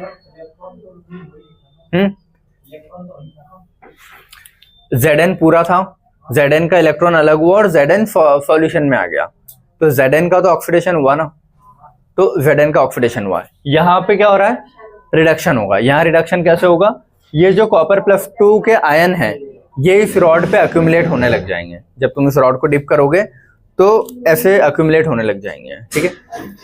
अब जब हाँ रॉड पे देखो, बातें नहीं करो, ये जो आयन है ना ये क्या होंगे, अब इस पे अक्यूमुलेट होने लगेंगे जैसे कॉपर की रॉड को ऐसे डिप करोगे। क्लियर है? तो जैसे ये किया मैंने, बाहर क्या इकट्ठा होने लग गया, मतलब इस पे क्या आ जाएगा, पॉजिटिव, मतलब इस पे देखो ये याद रखना, कॉपर +2 आयन इस पे आके चिपक रहे हैं, तो वो चार्ज किस पे आएगा, अब रॉड पे। समझ गए? तो रॉड पे क्या चार्ज आ गया, प्लस। तो सॉल्यूशन के अंदर अब इनडायरेक्टली क्या बढ़ गया, नेगेटिव बढ़ गया ना। ऐसा मान लो सॉल्यूशन के अंदर 50 नेगेटिव चार्ज थे, 50 पॉजिटिव चार्ज तैर रहे थे ऐसे रैंडमली। मैंने जैसे ये कोई रॉड डाली, इसके पॉजिटिव चार्ज रॉड पे आके चिपकने लगे, तो सॉल्यूशन में अब क्या दिखेंगे, सिर्फ नेगेटिव तैरते हुए दिखेंगे ना। तो compared to this rod solution में अब क्या दिखेंगे मेरे को, नेगेटिव। ये चीज समझ में आया कि सॉल्यूशन में मेरे को नेगेटिव चार्ज तैरते हुए दिखेंगे। ये क्लियर है कि यहाँ पे रॉड को चार्ज कौन सा मिल गया, पॉजिटिव, और सॉल्यूशन में क्या आ गया, नेगेटिव चार्ज। वो सॉल्यूशन में नेगेटिव चार्ज कहीं से आया नहीं है, बस ज्यादा कम की वजह से अपन ने बोला है कि इसके पॉजिटिव इस पे आके जुड़ गए तो उसमें ज्यादा नेगेटिव दिखेगा, ये है, ना कि उसको कहीं से अलग से इलेक्ट्रॉन मिले। क्लियर है? ठीक है। तो यहाँ पे क्या हुआ ये कॉपर +2 इसके पास आ गया और इस पे चार्ज क्या आया, पॉजिटिव। और बाहर क्या हो गया, नेगेटिव। तो ये जस्ट उसका उल्टा क्रिएट हो गया ना इसके पहले वाले का। इसमें क्या हो रहा है, ये एक रॉड है, इसमें क्या आ जाएगा, पॉजिटिव पॉजिटिव आ जाएगा, और नेगेटिव कहाँ रह जाएगा इसमें, बाहर। ये कंपैरेटिव बता रहा हूं ना, ये चीज समझ गए। तो यहाँ पे भी आयन का गैप आया ना, पॉजिटिव और नेगेटिव आयन का। तो ये जो यहाँ पे आयन का गैप आ रहा है, इसकी वजह से यहाँ पे भी पोटेंशियल डिफरेंस आएगा। तो इसको भी क्या बोलोगे तुम, इलेक्ट्रोड का पोटेंशियल। लेकिन ये इलेक्ट्रोड का पोटेंशियल रिडक्शन की वजह से आ रहा है, तो इसको बोल दोगे रिडक्शन पोटेंशियल। और अगर इसको एक फिक्स टेम्परेचर, फिक्स कॉन्सेंट्रेशन पे ले रहे हो तो बोल दोगे स्टैंडर्ड रिडक्शन पोटेंशियल। क्लियर है। और रिडक्शन हो रहा है तो रिडक्शन के पॉइंट लिख लेंगे कि रिडक्शन में ये अब किसका एज ए फोर्स, इलेक्ट्रॉन का सिंक जैसे एक्ट करेगा। जैसे रॉड है, अब इस रॉड को अगर मैं बाहर निकाल लूं, ठीक है बेटा इधर देख लो, रॉड को अगर मैं बाहर निकाल दूं तो रॉड पे चार्ज क्या, पॉजिटिव। तो अब मैं इस रॉड को अगर ऐसी कोई भी चीज से टच करूंगा जिसके पास एक्स्ट्रा इलेक्ट्रॉन है, तो वो इलेक्ट्रॉन इधर खींच के आ जाएंगे। समझ गए। तो सिंक अपन होता है ना, बेसिन को सिंक बोलते हैं। सिंक मतलब जिसमें सारी चीजें आ सकती है, तो इसको बोलते हैं सिंक। इलेक्ट्रॉन का सिंक है ये। हाँ, ये समझ में आया तुमको। तो इसके पहले जो अपन ने बीकर, बेटा बातें नहीं करो, फर्स्ट और उधर से फर्स्ट बेंच। चलो देखो, इसके पहले जो बनाया था, अगर उससे मैं एक वायर निकाल करके यहाँ पे कनेक्ट करूं, तो उसमें एक्स्ट्रा इलेक्ट्रॉन थे ना रोड में, और वो सारे इलेक्ट्रॉन अब ट्रेवल करके कहाँ जाएंगे, इधर। ठीक है। तो जो अभी रुक गया था, मतलब अपना जो सॉल्यूशन से उनका पोटेंशियल डिफरेंस, वो इलेक्ट्रॉन इधर आ जाएंगे, तो उधर और ज्यादा जिंक उधर जाएगा, और ज्यादा इलेक्ट्रॉन रुकेंगे, और वो इधर आएगा। तो एक टाइम आएगा ना कि वो चीज फिर वो वाली रॉड खत्म होने लग जाएगी, या फिर बोलूं कि अब लिमिट आ जाएगी ना कि सारे इलेक्ट्रॉन आ गए, अब क्या करें। तो करंट का फ्लो फिर रुक जाएगा। तो वो करंट का फ्लो ना रुके, उसके लिए फिर वो सॉल्ट ब्रिज वाला केस आता है कि सॉल्ट ब्रिज को अपन ने ऐड किया है ताकि आयनिक बैलेंस मेंटेन रहे। इलेक्ट्रॉन का फ्लो हो रहा है ना, तो इलेक्ट्रॉन के फ्लो, तो इलेक्ट्रॉन से फर्क नहीं, इलेक्ट्रॉन इसका भी है उसका भी सेम ही होता है, कोई फर्क नहीं पड़ता। ये समझ में आया सबको क्या है कि यहाँ पे क्या हो रहा है, सेम वही प्रोसीजर है, बस जस्ट अपोजिट कर दिया है। अब इसको एग्जैक्ट वही थ्योरी के फॉर्म में लिख दूं ताकि तुम लोगों को याद रहे बाद में। ठीक है, फटाफट लिख लेते हैं उसको। एनोड पढ़ लिया अपन ने कि एनोड बनेगा कैसे, एनोड होता क्या है। ठीक है बेटा, सारे इधर इधर ध्यान दे लो, जय अपनी जगह बैठो।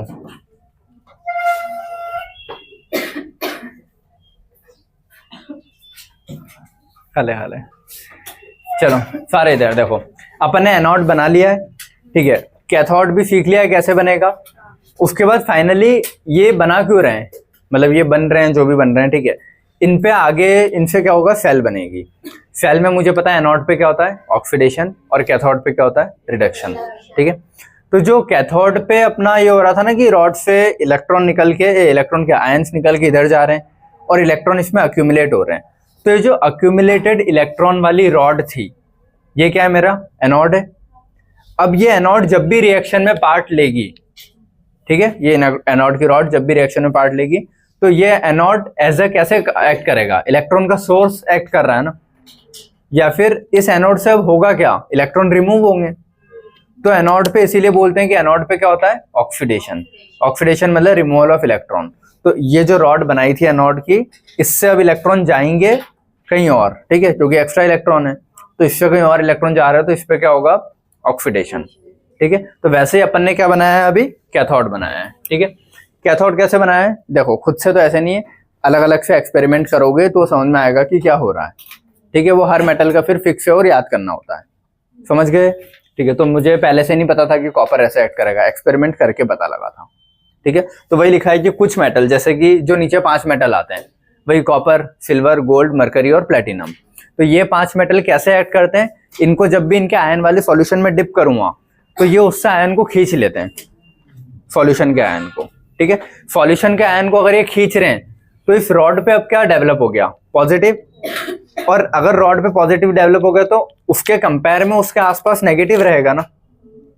समझ गए, सॉल्यूशन में बहुत सारा नेगेटिव है तो वो अट्रैक्ट होगा फिर, तो उसके कंपेयर में आसपास क्या रहेगा, नेगेटिव। तो वही लिखा है कि some metals copper, silver, gold are found to have opposite tendency, इसके पहले वाले से। When placed in contact with their aqueous solution, या एक्वस सॉल्यूशन से अगर कांटेक्ट में लाएंगे तो ions from the solution will get deposited on metal rod. Solution में जो आयंस तैर रहे हैं वो इस मेटल रॉड पे आके चिपकने लगेंगे, ये इसकी प्रॉपर्टी है, समझ गया ना। इन कुछ मेटल्स की ये प्रॉपर्टी है कि जब भी इनको इनके सॉल्यूशन में डिप करते हो तो इनके सॉल्यूशन से वो आयंस आके इन पे अट्रैक्ट होके चिपकने लगते हैं, ठीक है। तो पॉजिटिव आयन आके इस पे अट्रैक्ट हो रहा है तो रॉड अब कैसी हो गई, पॉजिटिव।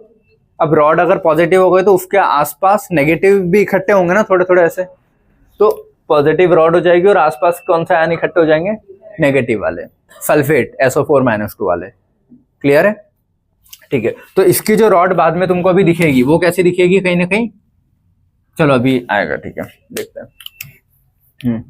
इसकी रॉड मोटी हो जाएगी ना अभी बाद में। पहले ये रॉड ऐसी थी, बहुत सारा कॉपर आके यहाँ इकट्ठा हो जाएगा, जैसे वो होता है ना जड़, रूट्स होती है, रूट्स अपन जमीन में गाड़ते हो निकालते तो जैसे मिट्टी इकट्ठी रहती है ना, बस वैसे समझ लेना इसके ऊपर कॉपर आयन ऐसे इकट्ठे हो जाएंगे बहुत सारे। तो रॉड बाद में इसमें कैसी हो जाएगी, थोड़ी थिक पहले से। क्लियर है इतना, ठीक है। ये वाला यहाँ तक समझ में आया। फिर एक टाइम आएगा इसमें भी वही कि एक लिमिट से ज्यादा इक्विलिब्रियम वाली चीज आ जाएगी कि अगर और ज्यादा copper plus two ion attract करने की कोशिश कर भी रहे होंगे तो वो नेगेटिव उनको जाने नहीं देंगे सॉल्यूशन के, तो एक लिमिट तक ही ये चीज हो पाएगी, ठीक है। तो वहां पे आके इक्विलिब्रियम मेंटेन हो जाएगा कि जो इधर से जा रहा होगा तो फिर इधर से इधर भी आना ही पड़ेगा, तब जाके ये चीज कंटिन्यू रह पाएगी। तो कॉपर प्लस टू से 2 इलेक्ट्रॉन निकल के कॉपर, ये वाला पोर्शन, ठीक है। अब इधर देखो जो बोला है वही सारी ऐसी कैसी चीजें लिख रखी है। डबल लेयर प्रोड्यूस होगी, डबल लेयर प्रोड्यूस होगी तो उसको पोटेंशियल बोला, इलेक्ट्रोड पोटेंशियल, वही सब। So rod will have deficiency of electron, rod पे क्या आ गया, पॉजिटिव चार्ज। तो कंपेयर्ड अपन बोल रहे हैं कि रॉड पे अगर पॉजिटिव चार्ज आया तो उस पे इलेक्ट्रॉन की डेफिशिएंसी है ना, तो वही लिखा है कि डेफिशिएंसी ऑफ इलेक्ट्रॉन मतलब positive charge. Extra negative charge will surround this positive charge rod, समझ में आता है, एंड फॉर्म डबल लेयर। कोई डाउट तो नहीं इसमें किसी को, वही सेम पहले जैसी चीज है। An electric double layer is developed in the system, double layer develop हो गई तो उससे इलेक्ट्रोड पोटेंशियल डेवलप होगा, and hence a potential difference is created between rod and solution, और रॉड और सॉल्यूशन के बीच में क्या डेवलप हो जाएगा, पोटेंशियल डिफरेंस। तो वही पोटेंशियल डिफरेंस क्या होता है अपना, इलेक्ट्रोड का पोटेंशियल। क्लियर है, ठीक है।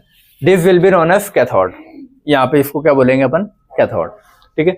एट कैथोड, अब कैथोड पे होता क्या क्या है, अब ये कैथोड बन गई है, समझ गए, कैथोड क्या है मेरी, अब जो बना है ये कैथोड है। At cathode reduction will take place, cathode पे क्या होगा, रिडक्शन। रिडक्शन का मतलब क्या होता है, एक्सेप्ट ऑफ इलेक्ट्रॉन। तो अब ये रॉड है कैसी, जैसे मान लो सॉल्यूशन में से मैंने रॉड बाहर निकाली तो इस रॉड पे बहुत सारे प्लस प्लस कॉपर चिपके हुए हैं, मतलब इस रॉड पे पॉजिटिव चार्ज है ना। तो अब ये रॉड पे पॉजिटिव चार्ज है तो किसी से भी अगर मैं कनेक्ट करता हूँ इस रॉड को तो ये सामने वाले से इलेक्ट्रॉन खींच लेगा, क्योंकि इसके पास कमी है ना इलेक्ट्रॉन की, पॉजिटिव चार्ज है। तो एक्सेप्ट ऑफ इलेक्ट्रॉन को क्या बोलते हैं, रिडक्शन। तो रॉड किसके जैसे बिहेव करेगी या इसका क्या होगा, रिडक्शन होगा। तो at cathode reduction will take place, मतलब gain of electron will take place, कहीं से भी कनेक्ट करूंगा इसको तो। It act as sink of electron, sink मतलब भाई बेसिन वाली समझो कि उसमें सारी चीजें आ जाती है। तो सिंक किसका है, ये इलेक्ट्रॉन का सिंक है ना, इसको कहीं से भी कनेक्ट कर दूंगा किसी से तो इलेक्ट्रॉन को खींचेगा वहां से, तो सिंक ऑफ इलेक्ट्रॉन है ये। और वो वाला क्या था, मतलब वहां से इलेक्ट्रॉन प्रोड्यूस हो रहे थे इसके पहले वाले में से, तो ये क्या है, सिंक ऑफ इलेक्ट्रॉन, ठीक है। यह डेफिशिएंसी ऑफ इलेक्ट्रॉन है इसीलिए सिंक ऑफ इलेक्ट्रॉन है। Positive polarity will be develop, यहाँ पे पॉजिटिव चार्ज होता है, कहाँ गया, कैथोड। कैथोड पे चार्ज क्या होता है, क्योंकि बताया था कैटायन पे पॉजिटिव तो कैथोड पे पॉजिटिव, इलेक्ट्रोकेमिकल सेल के लिए याद रखना। क्लियर है। Positive polarity will be develop, the electrode potential will be कैसे लिखेंगे, ई, और इसकी जो रिएक्शन वो लिख लेंगे, Cu+2 से क्या होगा, Cu बनेगा। तो ये जो अपन ने लिखा ना, E से Cu+2 से Cu, और इसके पहले जो लिखा था ये रिएक्शंस के वो है रिप्रेजेंटेशन है, जब ये रिएक्शन करेगा तब के हैं, ये इन रिएक्शन के नहीं है, ये जो रिएक्शन आगे करेगा उसके हैं ये। क्लियर है। और उसके बाद एनोड और कैथोड में कुछ डिफरेंस जो अभी तक पढ़ के आए, एनोड पे क्या होता है ऑक्सीडेशन, कैथोड पे क्या होता है रिडक्शन। एनोड पे ऑक्सीडेशन हो रहा है मतलब रिमूवल ऑफ इलेक्ट्रॉन होगा ना, तो एनोड की जो भी रॉड होगी वहां से इलेक्ट्रॉन बाहर जाएंगे, कैथोड की जो भी रॉड होगी उसमें इलेक्ट्रॉन आएंगे, ठीक है। तो electron are produced, electron are consumed, ठीक है। और इस पे एनोड रॉड पे होता है क्या, नेगेटिव चार्ज होता है, कैथोड रॉड पे क्या होता है, पॉजिटिव चार्ज। तो ये एक बना लो, अगर लग रहा है तो डायग्राम बना लो इसका, ठीक है। कि एनोड की रॉड दिखेगी कैसे तुमको, ऐसी दिखेगी, थिन हो जाएगी नीचे से, ठीक है। और इस पे चार्ज कौन सा अक्यूमुलेटेड रहेगा,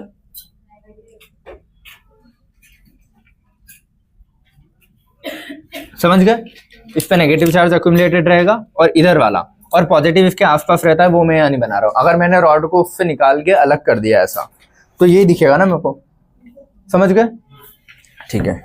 और इधर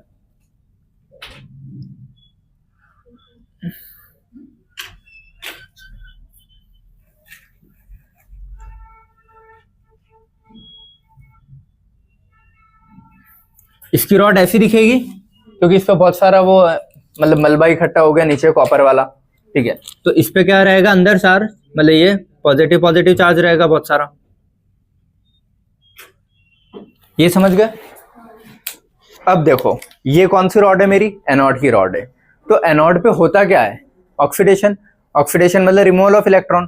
तो अब इस रॉड को मैं कहीं से किससे भी कनेक्ट करूंगा तो ये इसके इलेक्ट्रॉन दे देगा ना सामने वाले को, क्योंकि इस पे बहुत सारे इलेक्ट्रॉन है। तो anode acts as a, anode पे क्या होता है, ऑक्सीडेशन। ये कैथोड की रॉड है। तो ये जो कैथोड की रॉड है इस पे क्या होगा, इसको किसी से भी कनेक्ट करूंगा तो सामने वाले से इलेक्ट्रॉन खींचेगा, तो इस पे क्या होगा, रिडक्शन। तो वो कैथोड और एनोड पे रिडक्शन या ऑक्सीडेशन होता है, वो इस प्रोसेस के बाद की चीजें हैं। ये अपन ने कैथोड एनोड बनाया है अभी, ये कैथोड जैसे एक्ट करता है, ये एनोड जैसे एक्ट करेगा। फिर जब जोड़ देंगे तब उन पे होगा ऑक्सीडेशन और रिडक्शन, रिमूवल ऑफ इलेक्ट्रॉन और गेन ऑफ इलेक्ट्रॉन। क्लियर है। जब मैं इसका बीकर बना दूंगा, इसका बीकर बनाऊंगा और यहाँ से एक तार निकाल के इस पे जोड़ दूंगा, तो उस तार में इलेक्ट्रॉन किधर से किधर जाएंगे, इधर से उधर। और इलेक्ट्रॉन जा रहे हैं ना, तो मूवमेंट ऑफ इलेक्ट्रॉन होगा, ना कि मूवमेंट ऑफ जो भी सॉल्यूशन है, समझ गया ना। इसका सॉल्यूशन इसमें ही रहेगा, इसका सॉल्यूशन इसमें ही रहेगा। सिर्फ क्या हो रहा है, मूवमेंट ऑफ इलेक्ट्रॉन हो रहा है।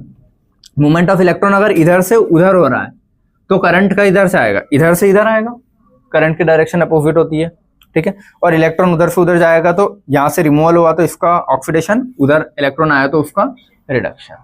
बस यही सेल अपने को मिक्स करके बनाना है बग्गी वाली, ठीक है। अब पूछो, हो गया डाउट क्लियर हो, ठीक है। और किसी को डाउट तो नहीं इसमें, एनोड हाफ सेल और कैथोड हाफ सेल, इसमें डाउट तो नहीं है, क्योंकि अब जो सेल बनाएंगे वो दोनों का मिक्स करके एक प्रॉपर पूरी सेल होगी, जिसमें एक ऑक्सीडेशन रिडक्शन दोनों हो रहा होगा। क्लियर है। ये रब कर दूं मैं पोर्शन, किसको दिक्कत तो नहीं इसमें।